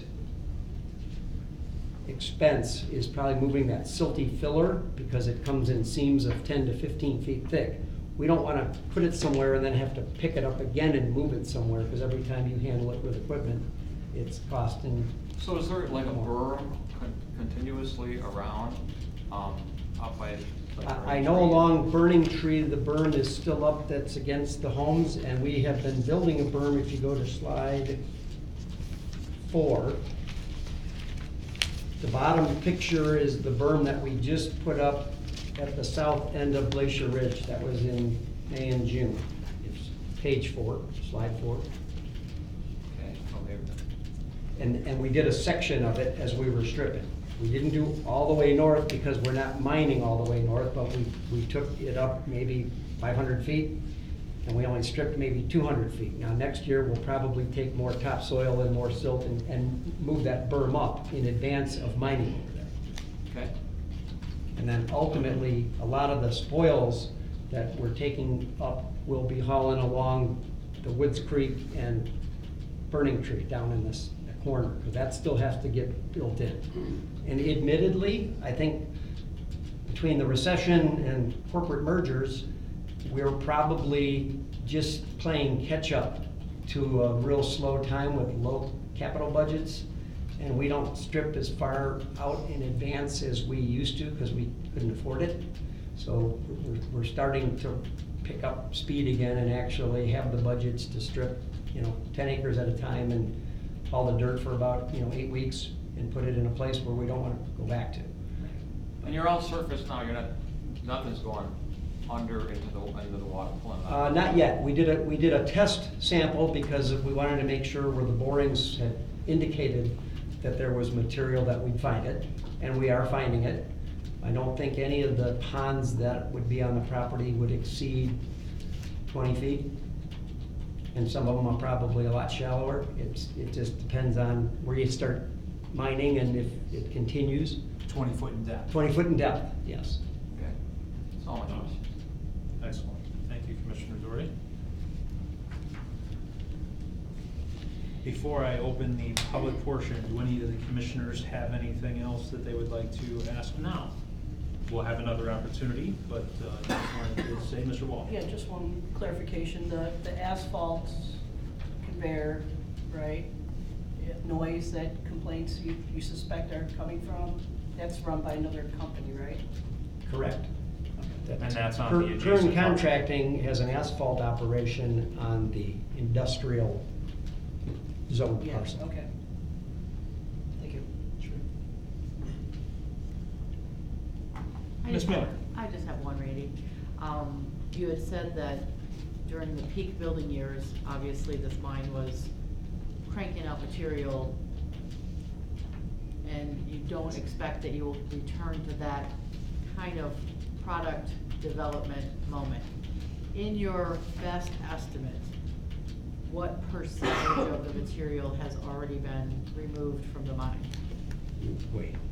Yeah, I'm not looking Yeah. for some specific, but if the past has been maximum removal and the future per your testimony is never gonna exceed or get close to that, in my mind, I would say you've taken out more than there's going to be taken out in future. But Absolutely. I would say it's maybe 65 to 70% of what has been mined since 1975. sure, Or even sooner. I mean, even behind the bank, there was a mine in the 50s, but what is remaining versus when we were out, we had probably a 20-year period where we probably took out half. right. And the last 5 or 6 years have been pretty pokey, but we're starting to be steady, and I think we'll be steady from here on. And again, it's because we've become a mining company and we're not mining for concrete only anymore, because Meyer was in the concrete business. So now we're mining for what the market gives us. We have other coarse deposits in the market, and so we're using the best of our business, you know, as far as matching up customers with product. So, but I would say that the reserves left on the property are probably 30% of what was the total. That's just an estimate. I have to. So as you're moving north off of, I'll call it the burning tree Okay. berm, you're reclaiming that as you've done with parcel E. I mean, parcel E is all reclaimed, which is your far western border. Correct? So parcel E, topographically, is demonstrating what the bottom of parcel B is going to look like Correct. as you retreat and come north and move into the field and start stripping the field. Correct. So that stripped field will end up the border of B, the southern border of B, similar to the western border E. Yes, Perfect. correct. Perfect. And ultimately, as you retreat back into C, all of D becomes reclaimed by stripping of C. Parcel D is where the plant is, Right. but parcel, let's see.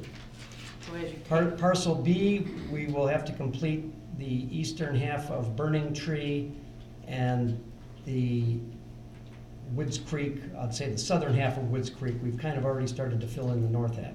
And then obviously going north, then we would have to complete the slopes on parcels, I think that's C, that wraps around the woods. That's the Glacier Ridge piece. And then they would slope off those woods as well. perfect. Yes. Then I have an understanding. Thank you. Okay. No more questions. Thank you, Commissioner Miller. Let's let the fun begin. At this time, I'd like to open the public portion of the meeting. For clarification, before I start to call the public to the podium, if the person in front of you spoke about the exact same thing you were going to get up and speak to, in essence of saving us all some time and effort, if you would approach the podium with a new topic, great, but if that person in front of you has already spoke about what you're going to speak about, just let me know by a raise of hand or a shout out that you don't need to approach the podium. And just for clarification before I start to list, Derek and Sky, are you still present tonight? I believe they left. I think they signed in mistakenly thinking they needed to sign in, along with Yusuf. Are you still here? Excellent. Shortened our list a little. Again, so as I call your name to approach the podium during the public portion of the meeting, we will ask you to swear in, and you may speak. We will try to keep this and give everybody an opportunity to speak, so we appreciate that in advance. First off, Jackie Mathiasen, I believe? Mathiasen, thank you so much, and I apologize for... Over here? Yes, please. Please raise your right hand. Do you swear to tell the truth, the whole truth, nothing but the truth, so help you God? I do. Please state your name and address for the record. Jackie Matison, I live at 6712 Burning Tree Circle, McHenry. Great, thank you so much. My wish is that the quarry, known as Meyer Material, not be given extension to their contract. My concern is for the integrity and safety of Valley View School. I have 2 grandchildren who attend Valley View, and my daughter works there as a teacher. When you view the school on Google Maps, you see the land abutting the school property. It has been hauled away, leaving it on a peninsula. I am sure that many studies were conducted at the beginning of the project, but if more excavating is permitted beyond those assessments, continued excavation may make the school property less secure. I'm pretty sure the originators of the school did not envision it sitting so close to a canyon. And the addition of the nature park is not an adequate concession if earth movement continues. Therefore, I'm not in favor of the extension of the present contract because no amount of additional revenue to the city of McHenry is worth the safety of our children. Thank you. Thank you, Jackie. Would either of you like to rebut any of the comments from her before she sits down? Would you like to address those as we go? Just want to give you an opportunity. Perhaps we ought to hear all of the comments and then we'll Excellent. address them. Just wanted to make sure before we move Thank too you. far. Thank you, Jackie. That's- And so, thanks. also, so I don't screw everyone's names up, I'm going to run with first names if that's okay. Just because sometimes they're a little tough. Nicholas is next on the list, I believe. Between handwriting and last names, we'll just run with first names if that's okay. Please raise your right hand. Do you swear to tell the truth, the whole truth, nothing but the truth, so help you God? I do. Please state your name and address for the record. My name is Nicholas Fidia. I'm residing at 6805 Burning Tree Circle, McHenry, Illinois. Thank you.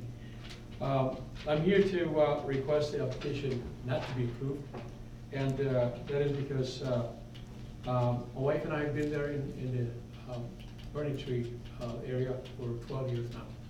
And one of the conditions we considered at that time, knowing that there was this mining going on, was that this operation was to cease in May of 2018. Now this is not happening, and this is a new condition that's been imposed upon us. So, and the reasons that we would like to ask for the application to be approved is some of the same complaints that you had referred from the Maria letter from the lady. Certainly significant dust that we experience in our area.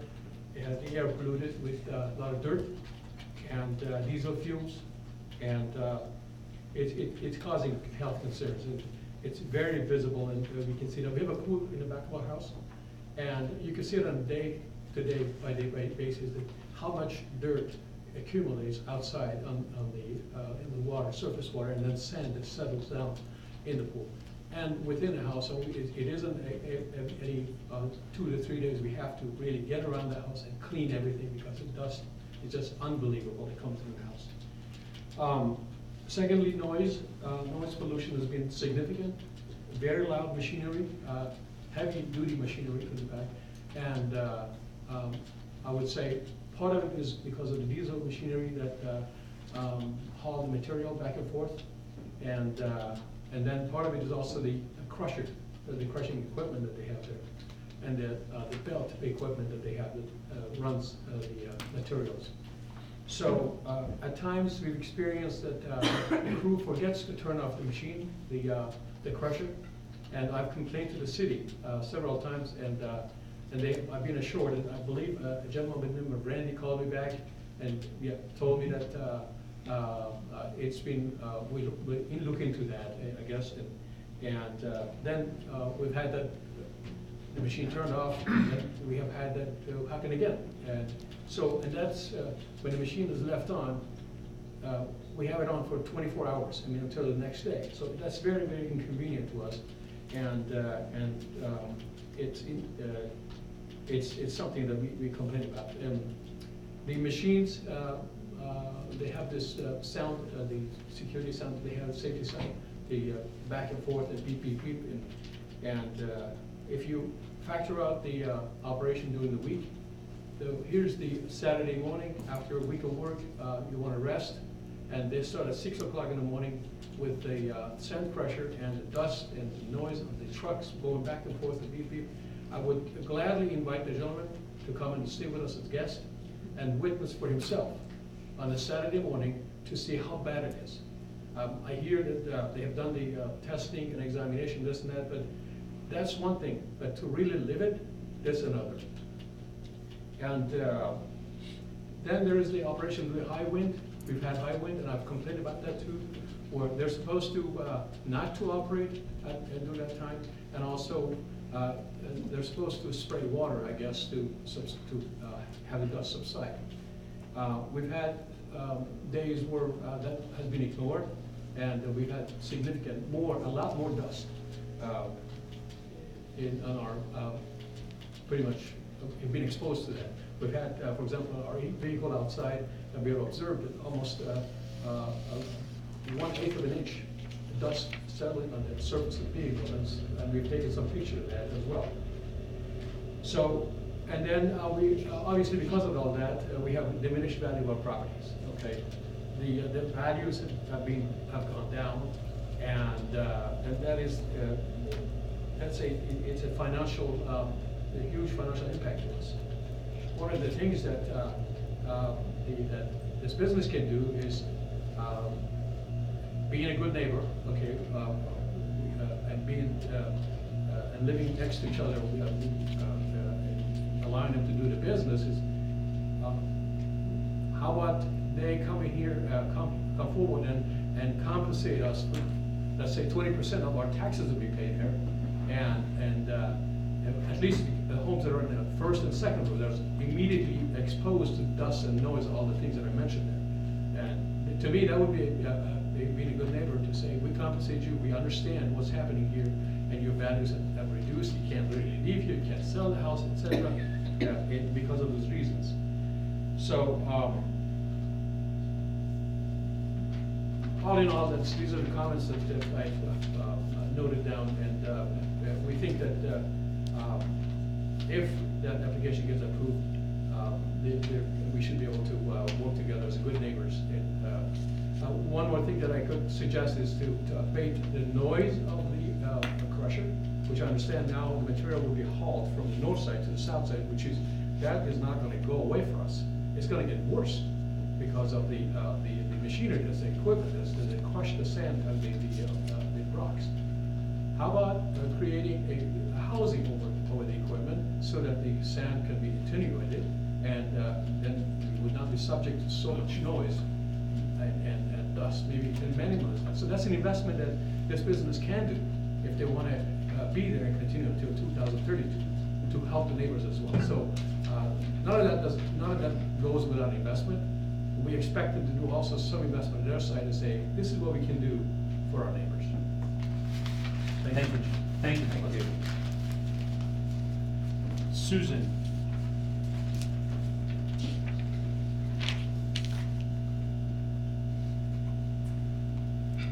Please raise your right hand. You swear to tell the truth, the whole truth, nothing but the truth, so help you God. Yes. Please state your name and address for the record. Susan Christensen, 6326 Chickaloon Drive, McHenry. Great, thank you. The gentleman probably addressed most of my questions and concerns.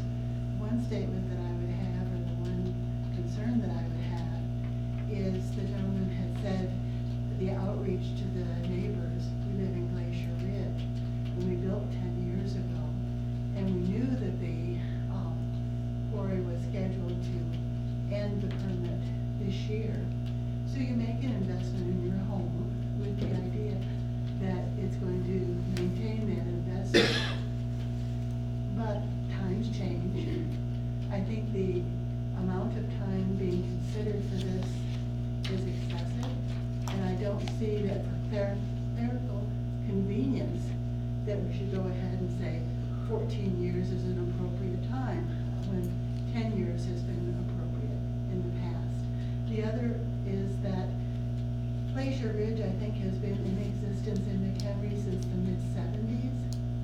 And the gentleman doesn't know if we have a homeowners association, and we do. We all pay dues every year, and he could have easily found that out and contacted any one of us to get feedback. But as you know, it's a two-way street. You can't claim ignorance of a homeowners association when you live right next door or work right next door to a whole group of people who are paying money to keep their neighborhood going well. That's all. Thank you. Thank you.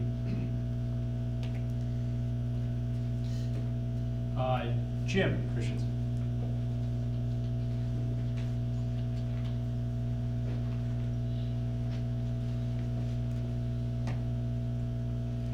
Do you swear to tell the truth, the whole truth, nothing but the truth, so help you God? I do. Please state your name and address for the record. John Christensen, 6326 Chickaloon Drive, McHenry. Great, thank you, Jim. Thank you. My wife just stated quite a few things, and other people have as well. A couple of things I do have questions about or concerns. Is the time element of starting? Now, it might be the asphalt company. I'm confused as to who does what and where. Mainly because I'm at a disadvantage because I don't have all the nice little paperwork of sections A, B, and C to take a look at. Do you need a copy, Jim? To look Pardon? at? Do you need a copy? Will that I help would you? be, I suppose that would be helpful, maybe a little late, but I'm sorry it wasn't projected. So are we, Jim. Yes, not more so than I. But anyways, our property butts up to the court. And we do get noise at 5 o'clock in the morning throughout the summer and spring. Personally, it doesn't bother me because I'm up at 4 o'clock, usually every day. It's a curse and a blessing at times, but I enjoy the quiet of the morning. And that's when I sit out on my porch and watch the sunrise, listen to birds and nature, wake up, have a nice cup of coffee. It's very pleasant for me. I know when we built our house, there's restrictions on the contractors that built, that they had to start at 7:30 in the morning on the weekdays and 8 on the weekends. I don't see why we can't have this same regulation, rule for our construction, or for the mining. Again, like I say, I apologize if it's not their operation, but somebody else's. And we had to adhere to that rather strictly, those hours. In fact, we were reprimanded a few times, and we had to talk to our contractors because they started 10 minutes before they were supposed to. So it's very strict, and I wish that we would, again, for the sake of our neighbors that aren't up at 4 o'clock in the morning, to adhere to those, or to work on the new times, later times, start times. The other question I have that was brought up that I didn't realize that the mining's going to do, it sounded to me like they were going to do some deep digging that might affect the water or create more ponds. And my concern is, how does that affect my water, my well water? Am I going to have to dig deeper? Am I have to create a different well? And the other question, a lot of points brought up about the EPA, Illinois EPA and everything. With our present administration devastating our EPA, how is that going to affect us, affect the mining? That's other thing. Most of the other concerns, the noise, I guess, are addressed by using maybe more mufflers on the back of it. That would help some. It's greatly appreciated, but maybe not completely. That's really probably about all I have. So, Great, thank you, Jim. thank you. I'll take my map back. Thank you. Thank you, Jim. Mary Nader.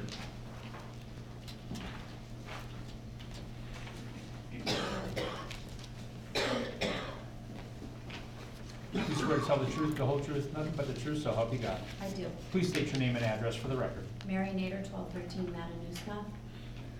First of all, I echo all of the complaints about the noise. We don't sit and listen to the birds on Saturday mornings anymore because we can't hear them. The noise is exponentially louder than it's ever been before, and it is unreasonable. We have rules in our subdivision about power tools, but you can have a crusher running at 5 o'clock on a Saturday morning. That's ridiculous. I think the city of McHenry has failed us, to be quite honest. I see the pictures you have on the wall. I don't see one of the gravel pit. Is that because you're ashamed of it? We have a reclamation plan that I believe Mr. Martin gave me, which should be the most recent reclamation plan. It's from 1987. It's antiquated. It talks about how everything will be done. The whole pit will be completely mined much before 2034, much before. Mr. Martin has also told me that there are 3 $100,000 bonds to secure the property for reclamation. We didn't have the time to have an engineer look into it totally, but he went on Google Earth and looked at it in great detail and said it's at least $1 million reclamation plan. I've heard 2 references by this gentleman tonight about limited capital, that they don't have the money to do this, or they don't have the money to do that.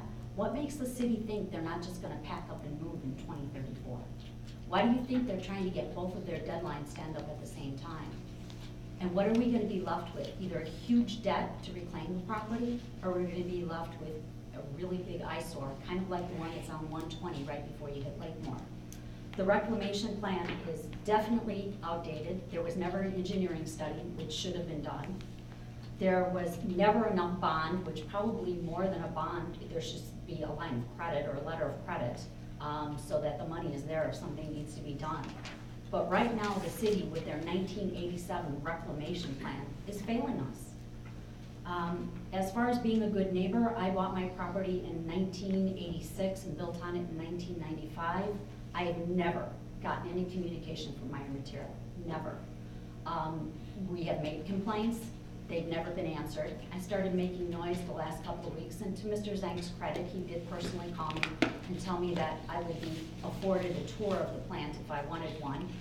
But Meyer Material has never offered that, his client has never done that. Mr. Zank did that. And I applaud him for that, but a little too late. I know the city realistically is not going to just say they're not going to extend the CUP. I know that because the revenue is too great.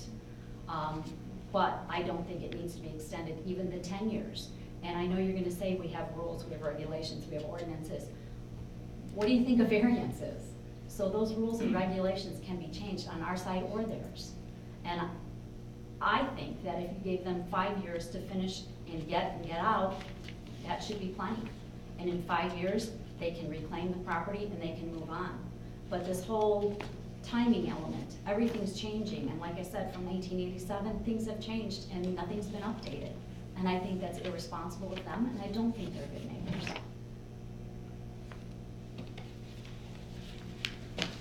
I think they're going to wait until everyone speaks to reply. Okay. Thank you. Terry Nader.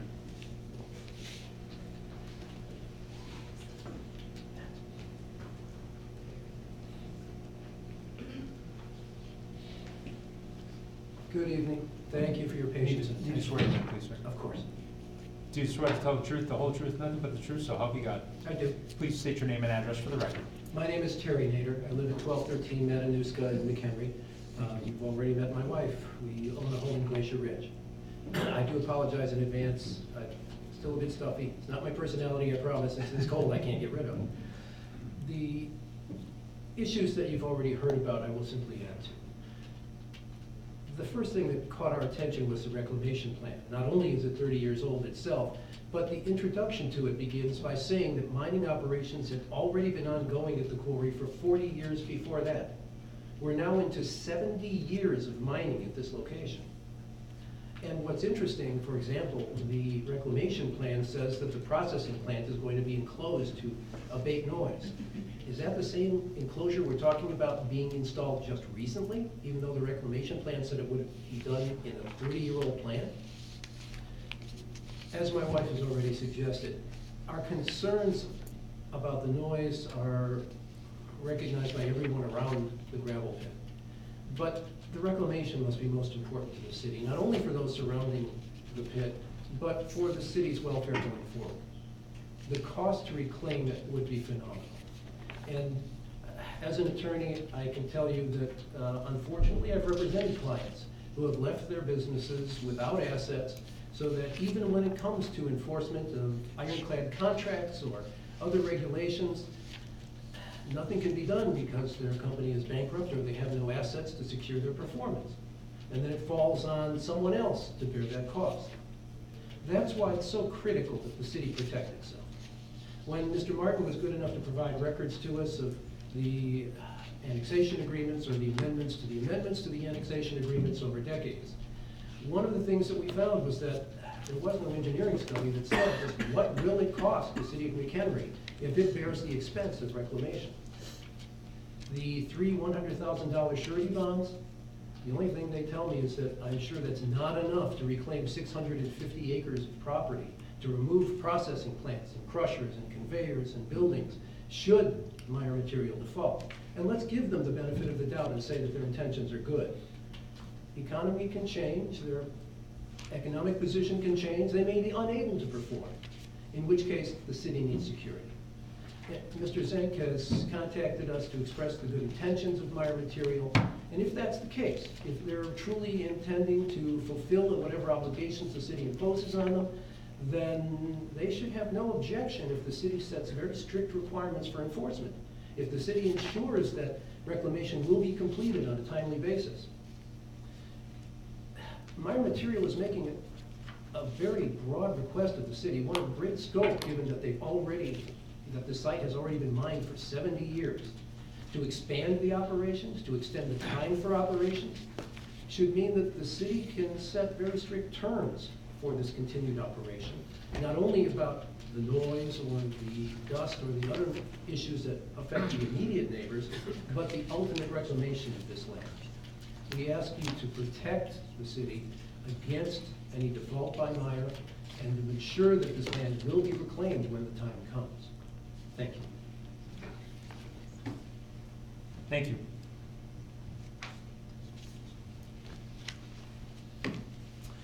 Next on the list is Mario.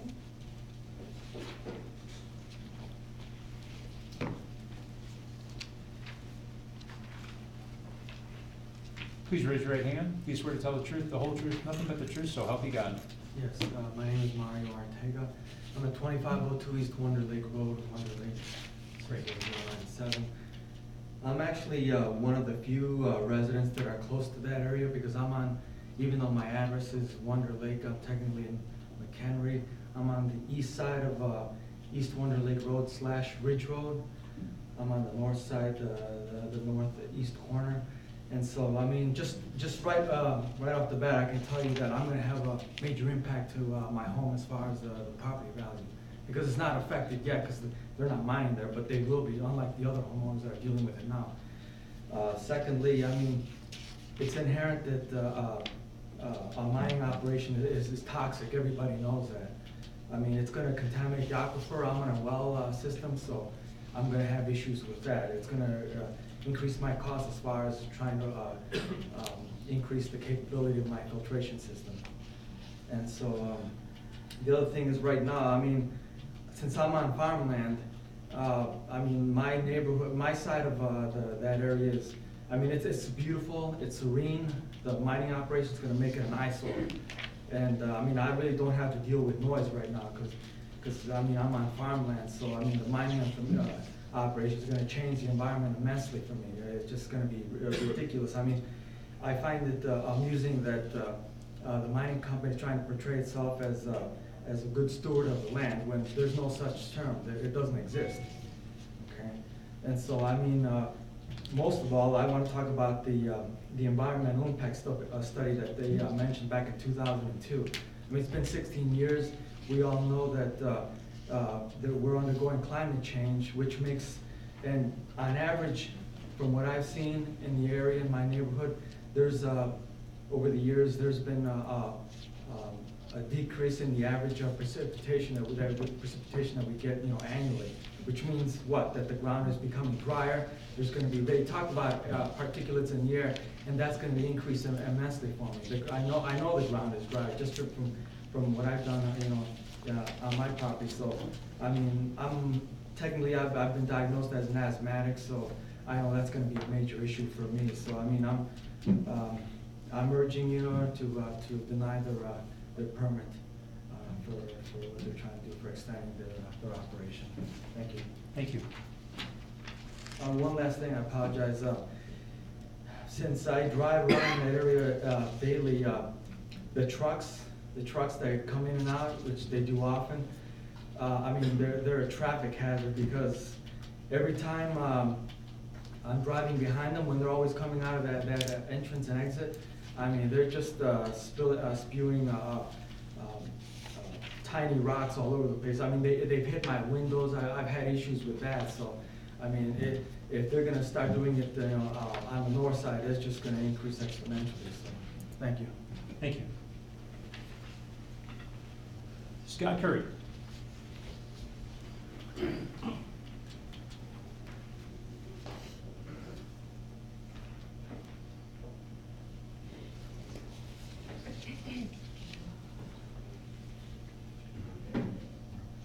Please raise your right hand. Do you swear to tell the truth, the whole truth, nothing but the truth, so help you God? Thank you. Please state your name and address for the record. My name is Scott Curry. I live at 5802 Amherst Court, McHenry. And for those that's in the Martin Woods subdivision area, phase 1 of Martin Woods. I am also, just for those who don't know me, I'm the alderman for city council for the area that we're talking about. All of the subdivisions and all the people who have spoken tonight, with the exception of the last gentleman, they're all within my ward, as is the gravel pit, the asphalt plant, etc. We've heard a lot tonight. I'm not going to go back through, obviously, the complaints that have been going on for some time. I would start off by saying that yes, this gravel pit has been there. I know a lot of people, and I've heard the comments. Well, the gravel pit's been there before the residents. I give that zero credence in my mind. These residents have had 40 years of issues. They may not always have stated them properly. Most people don't. Most people don't like conflict. And so there's probably been a lot of complaints neighbor to neighbor, less so towards the city or towards the operator. That's just the way it is. But it's time for some things to change.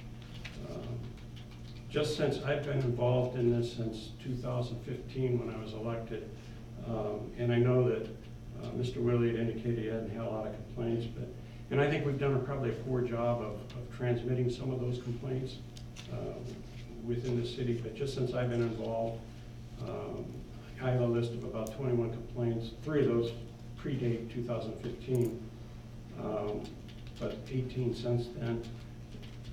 And I would say that some of those probably have never been transmitted to Mr. Willie. The city, when they look into a complaint, at times if they find that there was not an actual violation, then it might not go any further. In other words, Mr. Willie might not be notified of that, nor Mr. Kern from the asphalt operation. But that, nevertheless, it's still a complaint. It's still a resident concern, a resident complaint. I do believe that the operator represented here, Mr. Willie, I do believe that he does try to address issues at times, but the problem is it keeps coming up. We keep having issues. So you can address it all you want, but the nature of the beast is that we're going to have issues. Hours of operation is a big part of the problem. And I'm not going to separate the asphalt plant. I'm sorry. Meyer Material and Lafarge own the property. In my mind, it's all part of the same. I understand it's not before you tonight. I do understand that. But in an annexation agreement, which will come before council later, it may be. There is at least one condition I know of in the current annexation agreement that affects parcel A, even though parcel A is not part of that annexation agreement either. So to say that we cannot include parcel A in our discussions, I think is somewhat erroneous. Mr. Curry, if I could interrupt. Yes, sir. Parcel A in the annexation agreement. That's where the asphalt plant is. Understood. Yeah. Table 31 and 32 for this commission don't really have anything to do with the annexation agreement. So anyone sitting at the table tonight probably doesn't know anything about that. So don't mean to interrupt, but I want to keep it to what the commissioners actually are going to be justified to make their decision with. Thank you. But we have a lot of residents who are concerned about that as well. And as a resident on Chickalanwood, it's not like this is a temporary inconvenience, like a construction site or road construction or something like that where you're being disturbed. But at the end point isn't it going to be so nice when it's done? It's an every morning with no end in sight. It's 6 days a week, Monday through Saturday, every morning, early morning. For those who don't early morning rise, Mr. Christensen, it's an early morning rise. It's a forced early morning rise for them. And then you've heard other complaints about dust and asthmatics, and I thought the natives did an effective job of talking about the reclamation plan, because it is apparently outdated and woefully inadequate on our bonding. We start having to move dirt around at the end of this process. And again, I understand, I think Meyer Material has every intention of doing what they're supposed to do, but this has changed hands twice. And who's to say it's not going to change hands again? And we do have an example, as Mary Nader pointed out, just to our east of a gravel pit that was not handled very well. So, you know, just again, I understand that the asphalt part is not part of your consideration tonight. But you know, the rest of the gravel pit is. There is a desire by the applicant here to put these two agreements in lockstep. We could do that another way too. We obviously have had a lot of problems. Another way we could approach that is we extend the south portion for 4 years, and then it all comes back for the last 10 years, and both of them would come back at the same time then, because the north side expires in 4 years. So we could look at it that way too, but that would obviously mean they would have to come back before us, and I'm sure they don't want to do that. But at least that would give us a chance to see how it goes now that we have everybody's attention over the next 4 years. If we can make some changes that affect some of these complaints that people have. And particularly, you know, and I know there are some changes out there. The backup alarms, for example, in the gravel pit, there is it's not silent, I think that's not actually the right term. It's a white noise backup alarm, and it is an MSHA-proof backup alarm for a mining situation. Again, on the asphalt side, that may or may not be the case because they're under OSHA, not under MSHA. And of course, this is the best time we have to look at all of these issues because we have an agreement coming before us, an annexation agreement. So we're looking, at least some on council are looking for some very positive changes in what's going on. Otherwise, it's a non-starter, at least for this alderman. We simply want to get some relief and some significant assurance that it's not business as usual. Thank you. Thank you. I believe Ken Rees.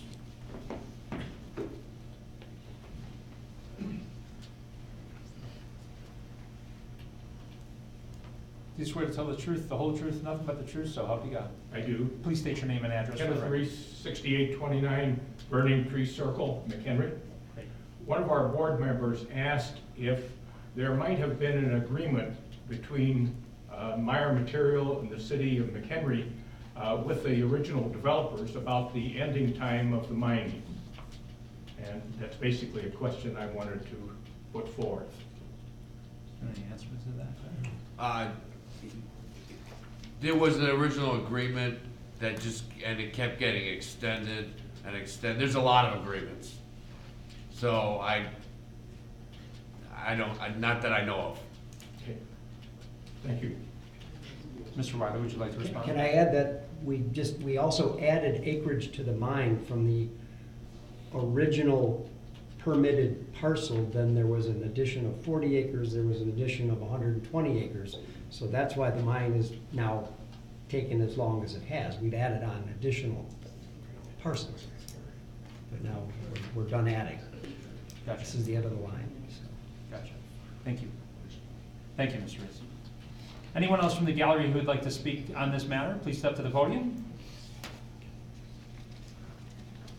Seeing no movement, I will close the public portion of the meeting.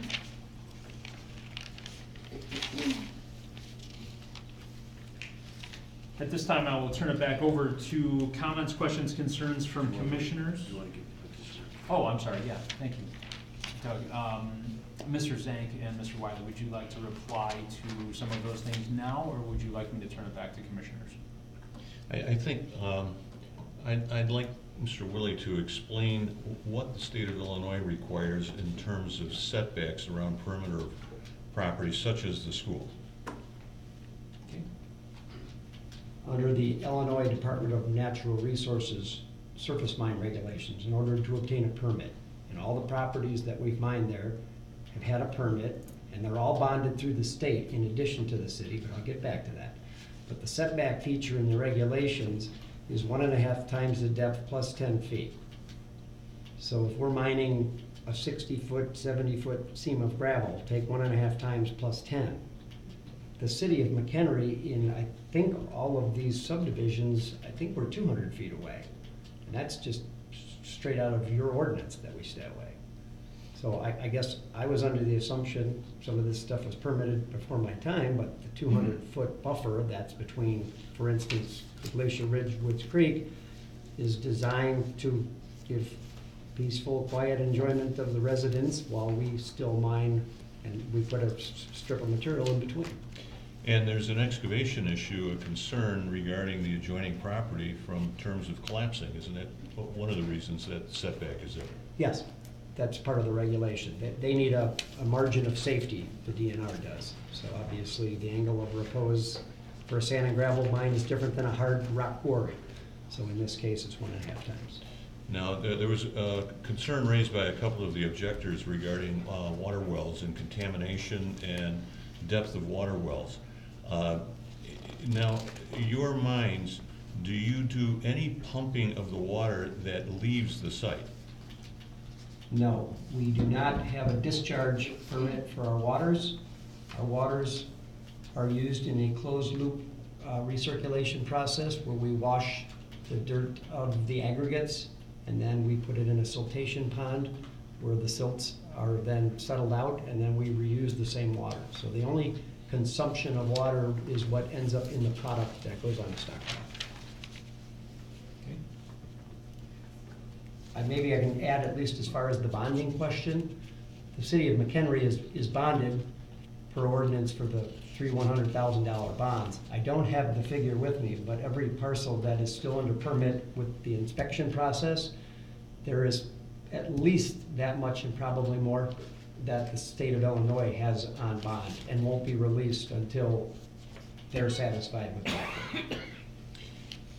It's possible that Mr. Ortega was believed that there was going to be truck traffic entering and exiting on the north side of 120. Is that true?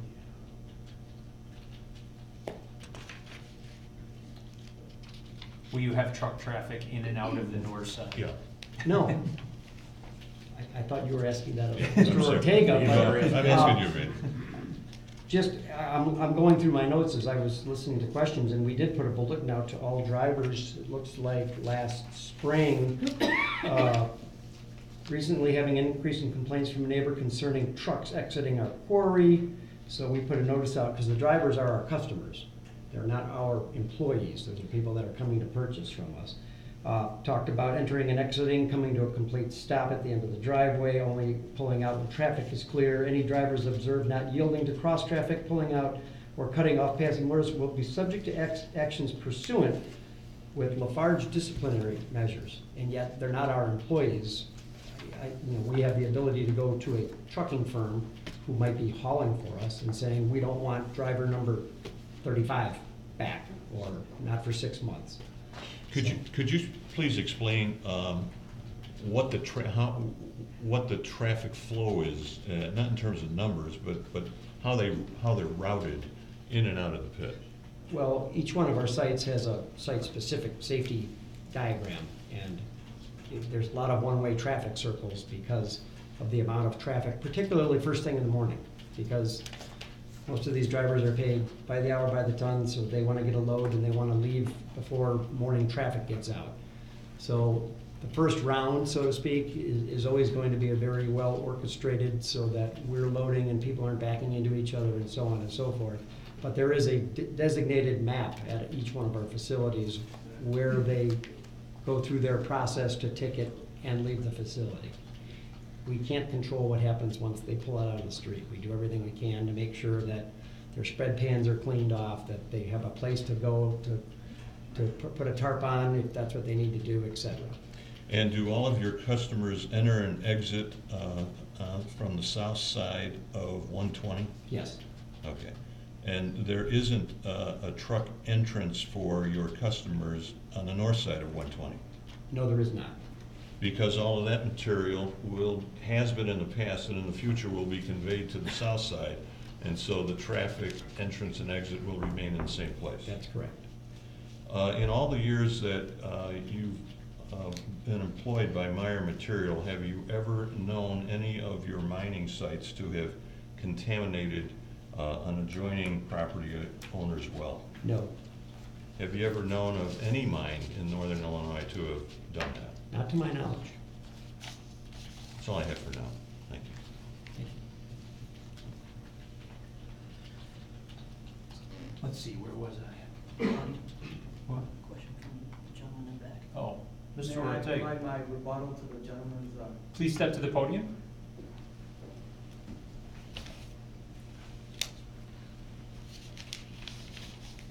with regard to the issue of the traffic, there are no safety, there's no safety at the, it's both an entrance and an exit on the south side of 120. I mean, plenty of times I've been cut off, and it's most hazardous, like during the time, because there can be heavy traffic on 120. The drivers will get frustrated, and they'll dart out. There's nothing they can do about it. Otherwise they won't get out of there. So that's a major hazard. I mean, I've had to slam on the brakes a few times, but there's no safety whatsoever. There are no signs, there are no traffic signs there. There's nothing there. I mean, it's just an opening, and there's really not even much time for, even though the drivers may be elevated in their trucks, you know, from their position while they're sitting in the driver's seat. I mean, they don't have that much of a view from where they are at the entrance to the exit, I should say, onto 120. So he mentioned that there's safety. There's no safety there. And I mean, one thing I didn't include before is that, I mean, what hasn't been spoken about is that I'm really also here to represent the voice of the wildlife there. There's a lot of wildlife there. I mean, I can't believe how much wildlife there is in that area. I mean, it's a stronghold for a pack of coyotes. I mean, most people may see them as a nuisance, but they're not a nuisance to me. That's part of my enjoyment of the land is just the wild. There's turkeys and everything else there, so. All right, thank you. Thank you.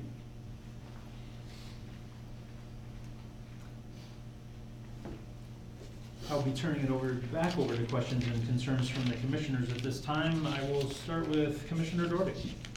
Okay, so, we talked about the cities being protected as far as, you know, the reclamation.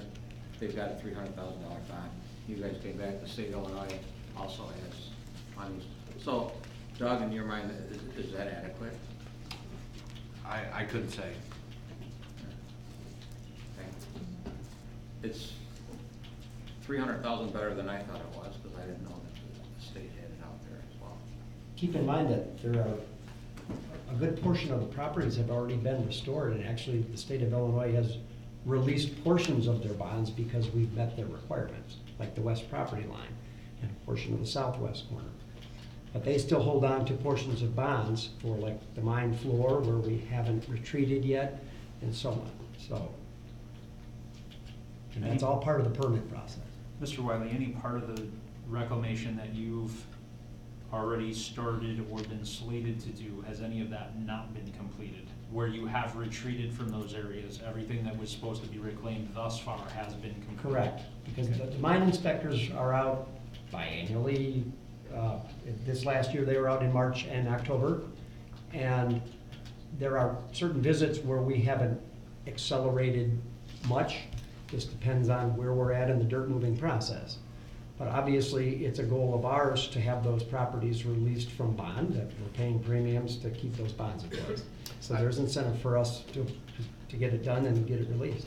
I can say, Mr. Dory, I can say that there is leeway in the ordinance to increase that amount, and they have complied with the amount, but it can be increased if it needs to be increased. Now, Commissioner Miller mentioned before, now what percentage did you say was on the south side? Rough estimate. How much is it completed, and then the north and the south side? Are we talking about restoration or mining? Mining. Boy, this is getting complicated. Rough. I mean, I would say for the reserves that are left to be mined, probably 60% on the south side, 40% on the north side for mineable material remaining. Over the life of the mine, I'd have to go back and, it's a lot of no, tonnage. I just wondered that, because, I mean, you can't control the economy and things like that. Right. So, right. you never know, but I Right. just want to know. And our forecast for 14 years out, we're trying to make it as accurate as we think we can based on what we think the economy is going to do and what our product mix is going to be and what demand is going to be. Thank you, Commissioner Doherty. Commissioner Sabota. Doug, what is this thing, the surface mining?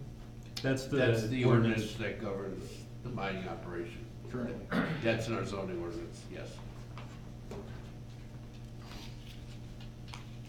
Just to clarify before Mr. Sabota talks, the reclamation process is in our ordinance. Yeah. Of the mining ordinance, and then IDNR also has that along with, is there an EPA requirement for reclamation as well, or only the DNR? The Illinois EPA permits us for air pollution control, water pollution control. The Illinois DNR is the one that regulates us for the land disturbance portion of it. Gotcha. So they have a complete statute, Surface Mine Land and Reclamation Act. Just wanted to clarify for myself, thank you. Mr. Sabota. So the exemptions that cover surface mining, except these 6 items below: hours of operation, spillage, fencing, safety, noise, and maintenance of site, right? Most of the complaints I heard were about noise. And my question to you is, what have you done since 2002 to address those issues? Any issue of noise? The major noise complaints that I've heard is probably in the last 2 years. And one of them was not even a resident of McHenry. He was unincorporated, a little bit farther south. I don't know what the sounds that are emanating at the property line that would be in violation of the ordinance, because our crushing equipment is set back within the requirements of the mining ordinance. And at what depth? That state ordinance is, you're set back, that's the bare minimum for the state. Yes. Okay, well, obviously that's not working, because you're hearing it from people that live around you that they still hear it. Obviously, you are in compliance with the state, but you're hearing from your neighbors that. We're allowed to make noise, it's just a question of at what decibel level is it at the property. And we can measure it. Yeah. I understand that. I deal with decibel noise in my work too, Okay. and I have to take readings and things like Mhm. that. But what I'm trying to convey to you is, if you really want to be a good neighbor, maybe you should start making noise a little later in the morning. Just saying. These people deserve a Saturday weekend they get to sleep in, and they don't have to be woken up at 5 a.m. I was in construction, and we were never allowed to make noise before 7 a.m. during the week and 8 on Saturdays. And I don't know why or how you got that exemption, but I wouldn't vote for that. I don't want to get woken up at 5 a.m. on Saturday. I think our ordinance is written that way, they're just I complying understand. with the ordinance. I So again, understand that's. they're in compliance. Sure. I'm just trying to convey, if you want to Sure. be a better neighbor, that would be a big thing to start with. I do believe, Doug, did you mention earlier that the backup, the reduced noise backup signaling that was? Yeah, but the muffling. Correct, so that was originally intended on the north side only, and is now Yeah. that now going to be implemented on the south side as well? They put that as a condition. They put a screen on the processing. That was a noise measure that was done in the past. As part of this staff report, they did put muffled reduced noise backup alarms shall be used on both sides of Route 120. Because I think previously it was only on the north side. So part of this condition is to add that to the south side as well, I believe. So to address, I just wanted to clarify that there is a little bit of change in this ordinance, just so that you're aware of that as well. Sure. Yeah, and I'm not saying you're not in compliance, but the state, that is the bare minimum. I'm saying you can go beyond the bare minimum to be a good neighbor. And I understand that. I had a discussion with Mr. Finney several months ago about the noise, and I was trying to figure out where the noise was coming from, because the only thing we would be doing at 5 o'clock in the morning, we're not mining at 5 o'clock in the morning. We're loading trucks, but the plant isn't running. But if somebody's telling me the plant's running, then we have a problem. Something tells me if you take a little bit of time, a little bit of effort, and go out to your mine, you'll find out what that noise is. Because these people are here. So I have no problems with that. yeah, I'm just trying to help you get along with your neighbors and help you listen to your neighbors. That's all. I'm not saying you're not in compliance, but I think you should start there. You gain a lot of favor with your neighbors in the city if you do that. That's all I have to say. Thank you, Mr. Sabota. Commissioner Miller. So it sounded to me like the bulk of the complaints have been in 3 areas. Obviously noise, which is going to continue to be a conversation here, the reclamation plan, and communication. My greatest concern is that as you continue to move north to complete this project and retreat, our prevailing winds are from west to east, and that noise, whatever is being created as you retreat and head north, is going to once again greatly affect Wood Creek and Glacier Ridge as you again retreat. So I know our staff has looked at noise and has made a recommendation for additional muffling and backup alarms. What else can we do to help those residents? That's what we're concerned with. One of the things we've been trying to do is mine west to east so that the high wall Right. is actually working as a shield as we mine towards the residential boundaries.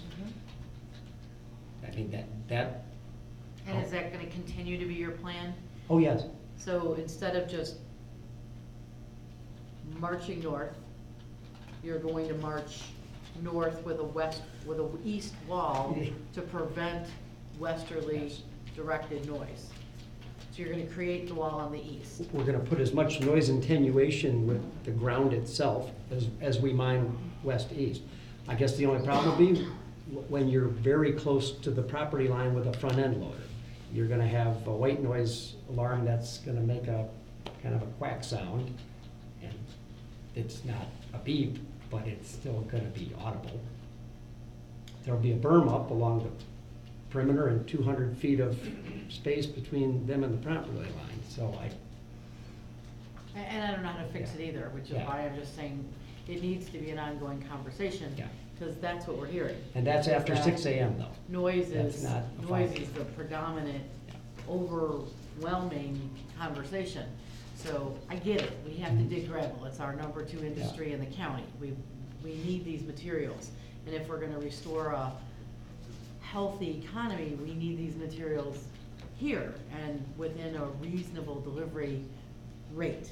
But we also need to make it palatable for our residents who now are seeing, oh my God, another 5 years of noise.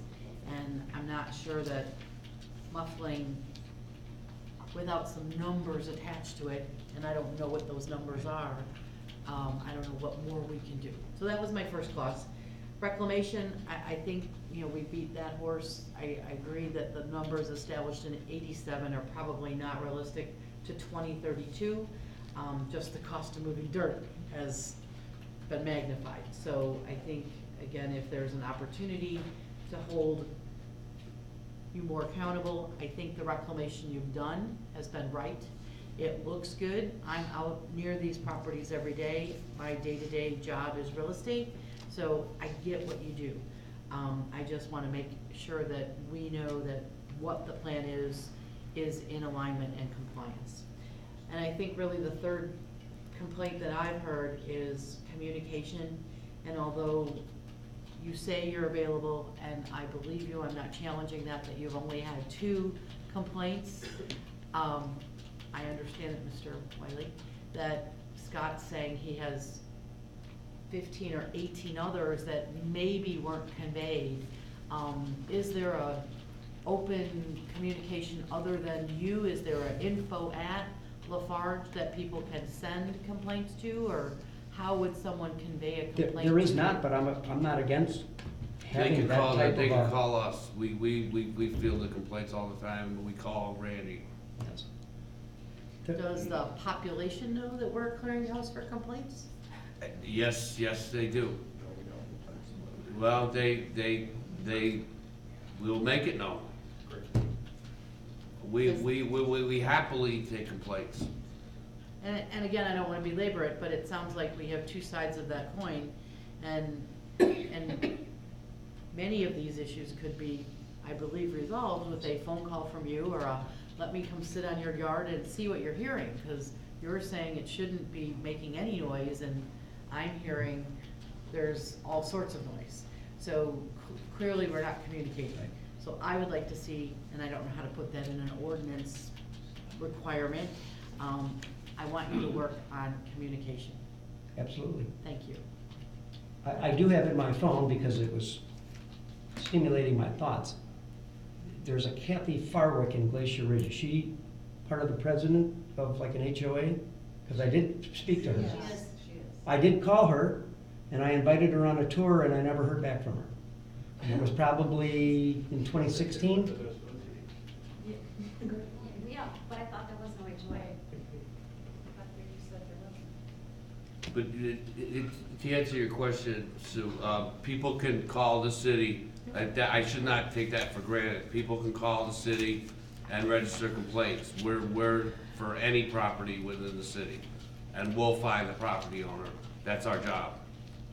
So, and we'll deal with people like Randy. He's been very responsive. And I'm not saying that you're not responsive, but what I'm hearing is we have complaints that aren't being heard because we may not know the format to get them to you. Sure. And I'm hearing from you, I have no complaints, so I'm not creating any action. So clearly we have to fix that so Agreed. that we can get more action to overcome some of the complaints that are existing. So I think there's no way to create that. I just am asking you to do that moving forward, to create a communication with the residents that are around you. Be a good neighbor. Yes. I'm done. Thank you. Thank you, Commissioner Miller. And just for a little bit of clarification, I asked the same question earlier today of the police department and of Mr. Martin. I was provided with this stack that dates back to 2008 for calls on this particular tract of land. I skimmed through these today before the meeting, and I don't find a lot of noise complaints. I find alarm calls. I find other items of concern that were called into the police department. So to the constituents who are here tonight, if in fact there is a noise violation going on or a time restriction violation going on, please call the city police department. Please call the city of McHenry so that we can track what is happening with that. But as I went through this today, I didn't find other than about 3 phone calls over a large portion of time on the property. Again, it's not something that I think is a solution, but if the city's not actually able to track it and record it, it sure makes it tough on a group like this to make that decision. So please make that call for us. We want to know that that's what's happening, and I think the city would like to be able to track that and convey that back to the company as well. So just on that note, also for the commissioners, that I did, ask for that today. And at that point, I will move on to Commissioner Thacker. Mr. Willie, you said that your mining operation expanded and then you buy X amount of acreage and X amount of acreage. You were purchasing that acreage within the 10-year period of the conditional use permit. Were you thinking that that acreage would be totally mined out before the end of that 10-year, or were you taking it for granted that you just come to the city and get a conditional use permit renewal? It's hard for me to answer that because I wasn't part of that permit process. You understand Alan what I'm Miller was saying? in charge of acquiring those parcels back in 1988. So I don't know if they had, when they added on 117 acres and the permit deadline got extended X amount of years, that they knew they were gonna be done. Theoretically, if you're buying 100 acres, then you've only got a year left on you're not gonna have that mined out. So obviously you'd be going back to the city. Right. Now, in a situation like that, is the city aware of the fact that the property's being purchased and that in all reality, an extension is gonna be requested? I remember going through the 2002, because I was here, annexation, and part of the issue is that you're dealing with a commodity and you're dealing with something that's cyclical, and it's gonna have its ups and downs. So part of their time, this plant was not running, and they were not mining, and their business model changed. So part of this is somewhat out of their control. So that north part you can see is barely mined. So to say that, did you buy this thinking, I'll just go back and get an extension? I don't think it's that easy of an answer. You're dealing with something that's bought and sold and made into other things, and it's there's supply and demand, and that changes over time. So the city wouldn't have been informed? Well, I think in good times they were rolling, but in bad times they stopped. I'm going to assume that during the housing crash of 2008, the Meyer material business changed considerably when stone wasn't being put into foundations because we weren't digging any foundations for a long time.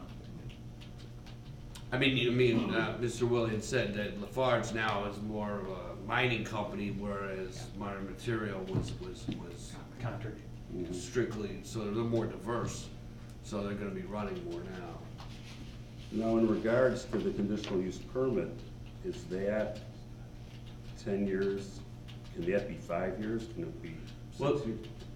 Well, It's not etched in stone, 10 years. It says in the ordinance, the zoning ordinance, a conditional use permit can not exceed 10 years. Okay. That's what it says. Okay, that's all I got. Thank you, Mr. Thacker. Commissioner Walt. Yeah, I just want to echo Sue's concerns about the communication. I think it's a little unfair and maybe a little unjust to the people that, they haven't received many complaints, right? And yet we have some city people that have received complaints. So, I'm not defending one way or another, but you're asking, a company to, justify noise and all this stuff where they haven't really had the chance to justify it. They've had a couple of calls and some callbacks. I understand, maybe the process is a little broken where, nobody knows where to go or nobody knows what to do, but you can, reach out to, obviously the alderman has, 15, 20 complaints. It's kind of disheartening that we're failing in that way. Looks like, they're ready to receive them and handle them and address them one-offs if possible, but I don't know if the process is to field all the complaints through the city and then it's your responsibility to field them out. It doesn't feel right.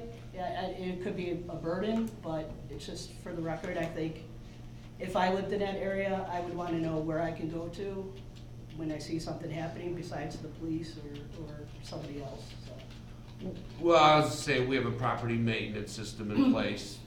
We field calls all the time. We have we don't have extensive staff, but we'll get, we'll get to the complaints. I don't want people to think they don't have anywhere, they have somewhere to call, you know, and we can, a lot of times we play mediator, or we put people in touch, you know. What I heard, if I can, what I heard was noise, and Mr. Willie, or Sue, you had mentioned, you know, going west to east, and that was something that, you know, reclamation, obviously bonding. I mean, I think that's something, you know, is there enough money? I don't know. Maybe that's something we look into before we go to council. I don't have a good answer on that. Trucks entering and leaving the highway. Mr. Ortega said, you know, are they going out? Are they driving like maniacs? I don't know. I don't know. We can look to see if we have any police reports on that. I don't have an honest answer on that, so I can't address that. But there's obviously a couple of, you know, dust wells. I mean, you answered those questions, you know. So, I mean, obviously there's some concerns out there. There's some things that we can find some information out on before it goes to council. But, I mean, those are the things that I heard from the people in the gallery and the Planning and Zoning Commission. I mean, I'm sure that, I know there's things I wrote down that I missed, but. Well, Doug, you do want those complaints to come to the city, because then you know the flow. You know they're happening, because you may never see those numbers otherwise. Well, like Sean said, I Yeah. think we have a system, we have a software, we can track them. Right. So we haven't always been able to do that, but now we can, and it makes it more methodical, and we have a better way to do that now.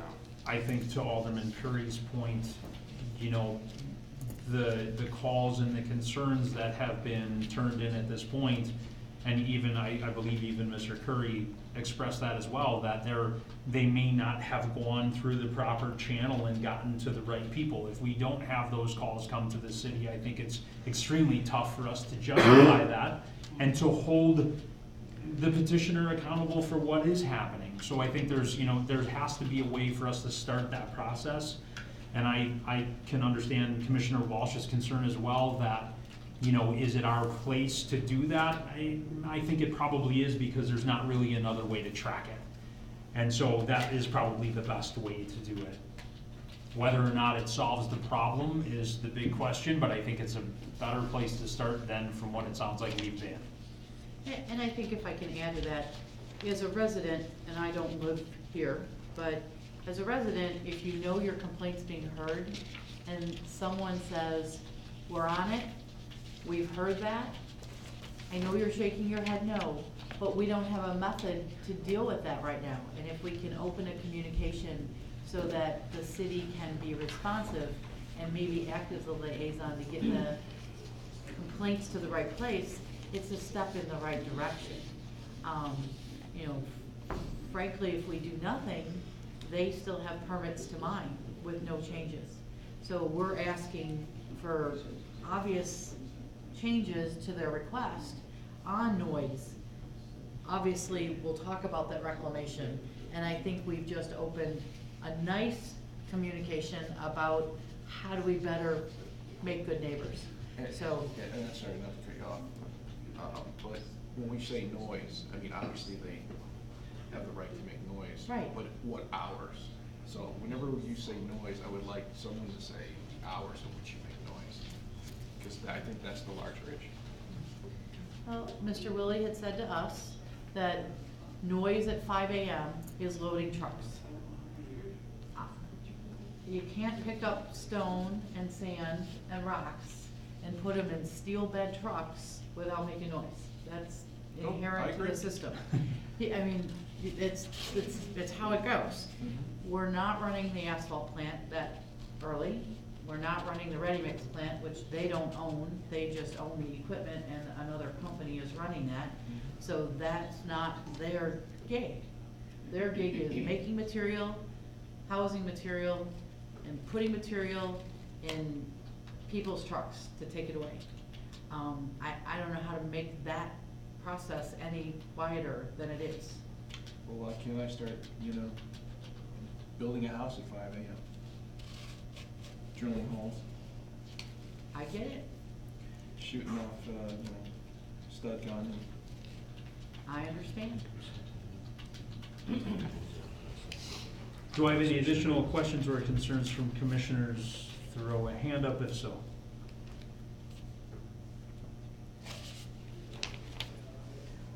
At this point, I'm looking for a motion. I would do two separate Yeah, two motions. motions, yeah. One on the conditional use and one on the variance.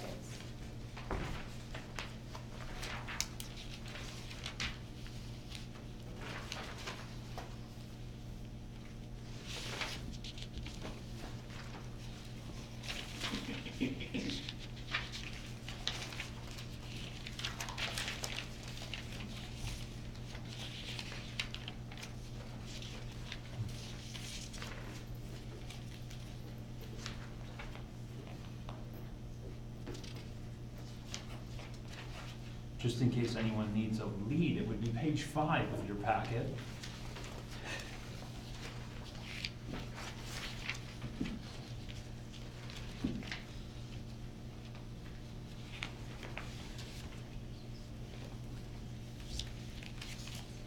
So just so I can be perfectly clear, the conditional use permit request is just allowing them to maintain a mining operation with the 4 new requirements.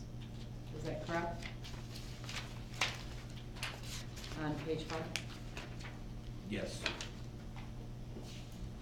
So I would make that motion to recommend approval of the conditional use permit to allow a mining operation on the subject property, subject to the 4 items that are listed, which include a noise reduction, the amended annexation agreement, the processing of raw material to be done on the south side of 120 and not on the north side of 120, and that there are no substantial or recurring violations of the City of McHenry, State of Illinois, or federal mining, environmental, and reclamation laws and regulations.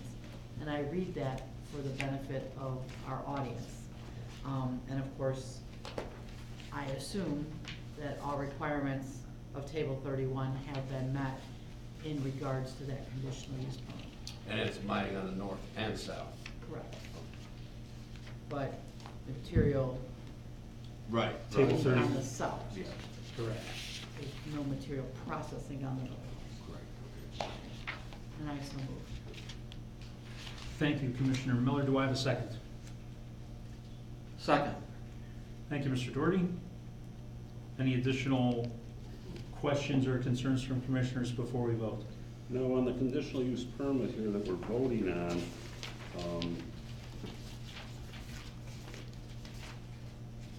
is this entering into play, or would that be for the variance, the additional 4 years they want? No, this is not for the 4 years. Okay, that's on the variance. Right. Correct. It's a variance. Okay. That will be the second motion. So this, everything we're voting on here would be to continue as they're doing right now? Correct? Right. Okay, at this present time, okay. Satisfied, Mr. Thacker? Yeah. Any other commissioners with questions or concerns before we vote?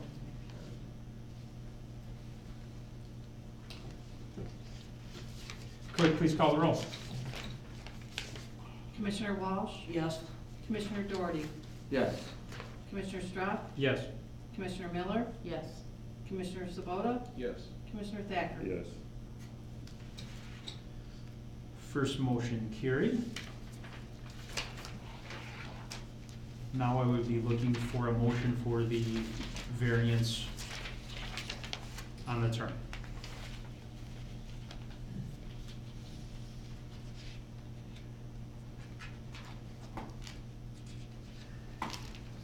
So again, so I'm crystal clear. If we make this motion, we are essentially creating a variance to the 10-year time frame and extending or approving their request out to 2032. Just for the south side. And the north side expires in 2022. Correct. And then 2032, if this passes, that counts. For the south side. North side. North And side. North side. Oh, right, the north side. Completely confused now.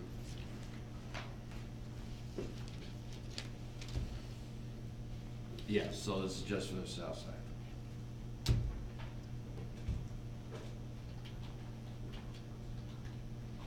And for the north side, they have to come back in 2022. No. This would go to 2032? Yeah, you just did that. Because you passed the conditional use, which is an automatic 10 years. Right. So Right, that so gets they done. got 4 more years on the north side. Can you repeat How that many so more that years? everybody, why don't we go through that? Because nobody's Okay. understanding that. Okay, so the south side conditional use permit Maybe go expired. to parcel, which parcel? A, B, C, D. So you have the map. Yes, so parcels C, D, B, C, D, E. So everything south of 120. Everything south of 120 expires now, as of now, expires May of 2018. And the request is to extend it out to May 2028. On the north side, it now expires October 2022. And the request tonight is expire October of 2032. The first motion was to extend them both 10 years. So that motion passed. So the south side now is recommended to the city council. The south side would expire in May of 2028. And the north side would be October of 2032. The motion that the Planning and Zoning Commission is now considering is recommending to the council a variance for the south side for 4 years to make that expire in October of 2032, so that the north and south sides both expire at the same time. At 2032. It's 2032. October of 2032. October 13th, 2032, I believe it is. I'd want to change my vote on the conditional use permit. So you'll have to do that. Good. You need a motion to reconsider. All right, so, Somebody would need to bring a motion to reconsider. so Roger, if you want to do that, you have to make a motion to reconsider. I'd make a motion to reconsider my vote on the conditional use permit. You'd need to recall the entire motion. So you're asking for a motion to reconsider. So we have 2 votes. One, you need to bring a motion to reconsider. If that passes, then we reconsider the original motion. And do a redo vote. Well, okay, I want to, So the first thing you would need to do is bring a motion to reconsider, and then see if that passes. okay, and I would, a motion to reconsider all, and I would list all 4 bullet points here.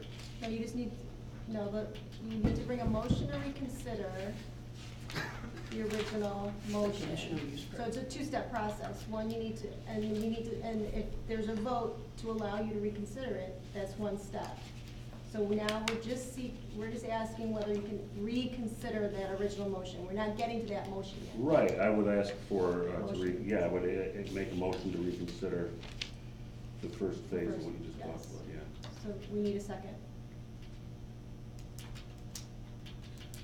I'll second it. I need a vote. Commissioner Walsh on the second for the motion to reconsider. And I would like to open the floor to questions or concerns from commissioners before we vote. Does everyone understand what this motion's for? So that we can redo the first motion. Everybody's clear? Clear. Excellent. Clerk, please call the roll. Commissioner Walsh, Yes. Commissioner Doherty, Yes. Commissioner Strack, No. Commissioner Miller, No. Commissioner Sabota,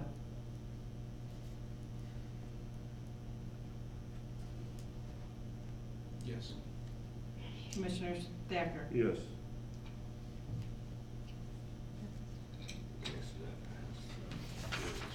Okay, so motion passed. Now we have to redo it. Now we need a motion. It's redo. To redo Yeah, it. it's a complete redo. So now I need a Now we start motion over. for, Mhm. correct. I'm gonna need some scratch paper.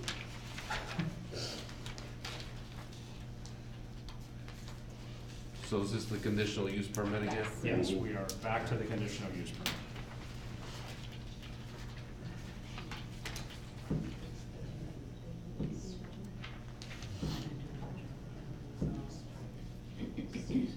So did you do the original? You want me to Yes. do it? Pardon? No, she doesn't have to. Well, it doesn't matter. What are you changing? My vote. Yeah, but you can't vote no if He can vote no, he just can't argue against his own motion. oh, okay. So if you're gonna vote no, you can't make the motion. No, he can make No, the he can make the motion, he motion. just Make can't, the motion. he can't argue You can't say. in favor of, he can't argue against his own motion. It's very complicated. I'll make a We're not motion, Robert's rules here. conditional use permit, bullet points 1 through 4, For approval? for approval. And that the. And then all the And then, tables and of all 31. the, and table, all the, everything stayed in table 31, and that. I'll second. Thank you, Mr. Walsh. Sure. Opening the floor to additional questions or concerns before we vote. Is everybody crystal clear on what we're voting for? Mr. Thacker's motion is to approve the conditional use.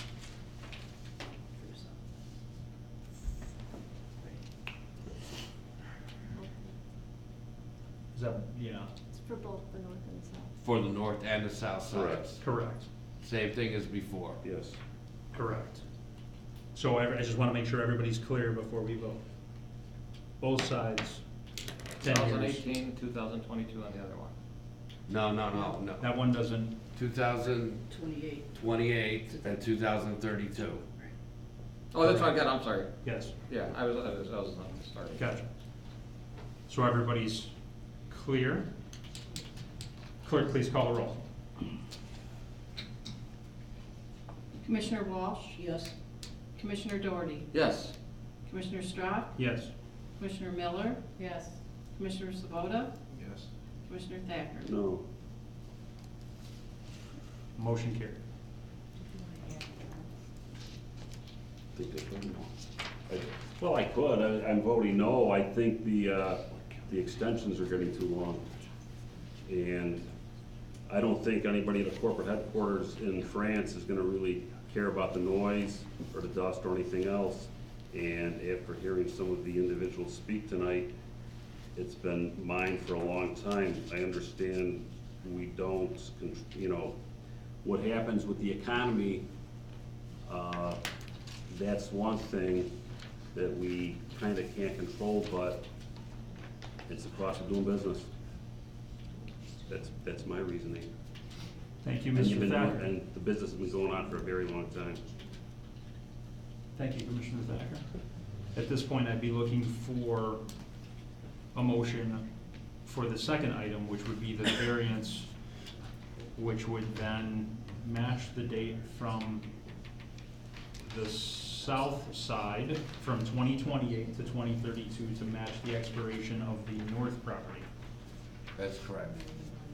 just to be clear. Just to be clear, yes.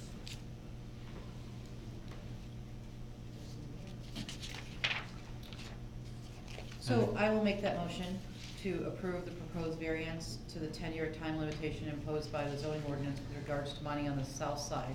No. That's what it says.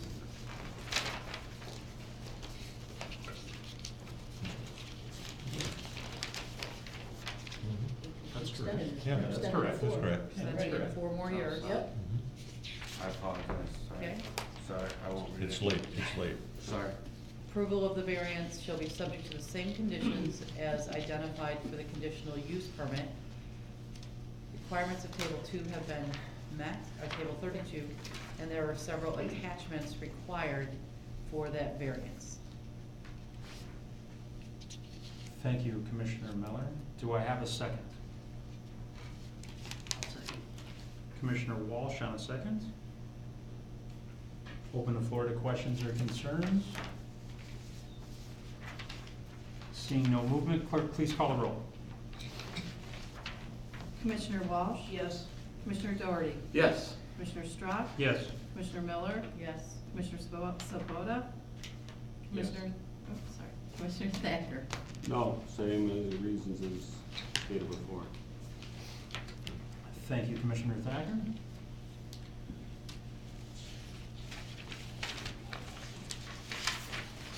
Thank you. Motion carried. Thank you, Mr. Chairman. We'll be in touch. Please. Thank you. At this time, I would like to close file Z922.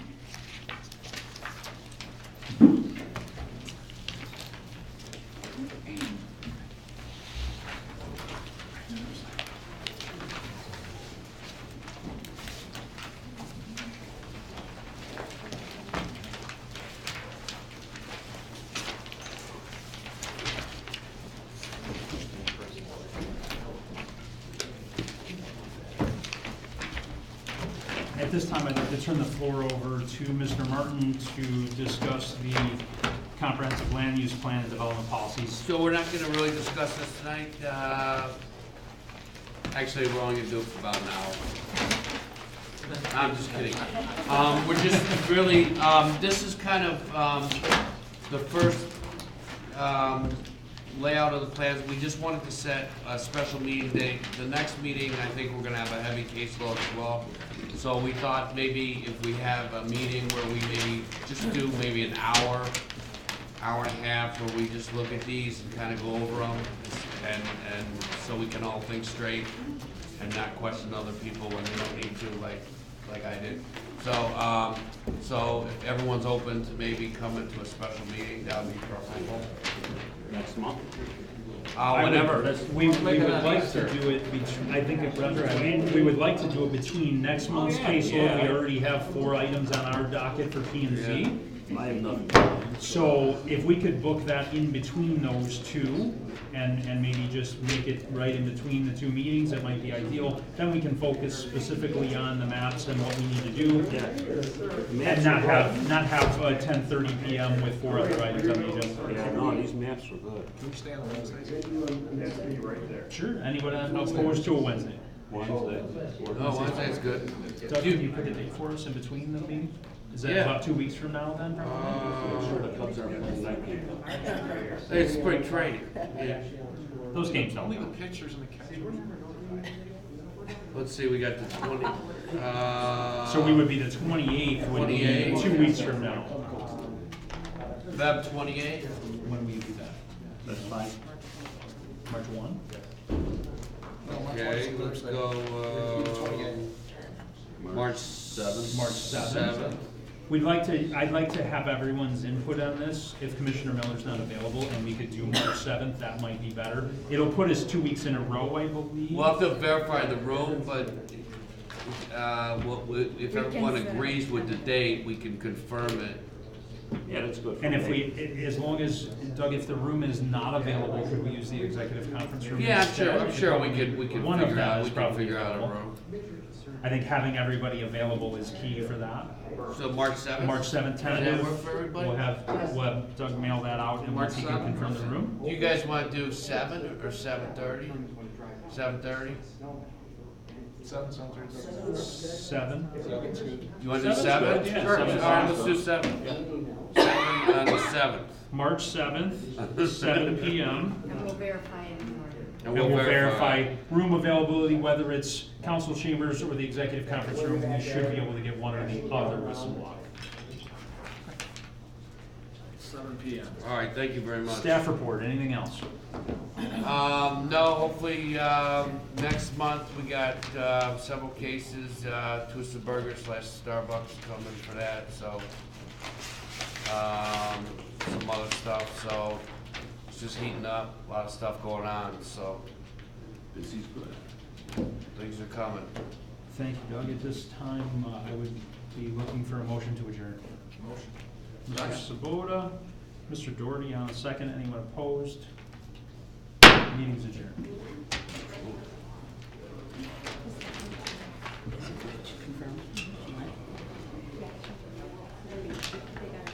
How are you?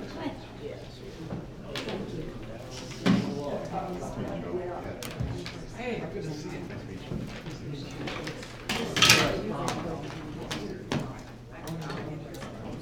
And congratulations. Yeah, yeah, yeah. How's your dad?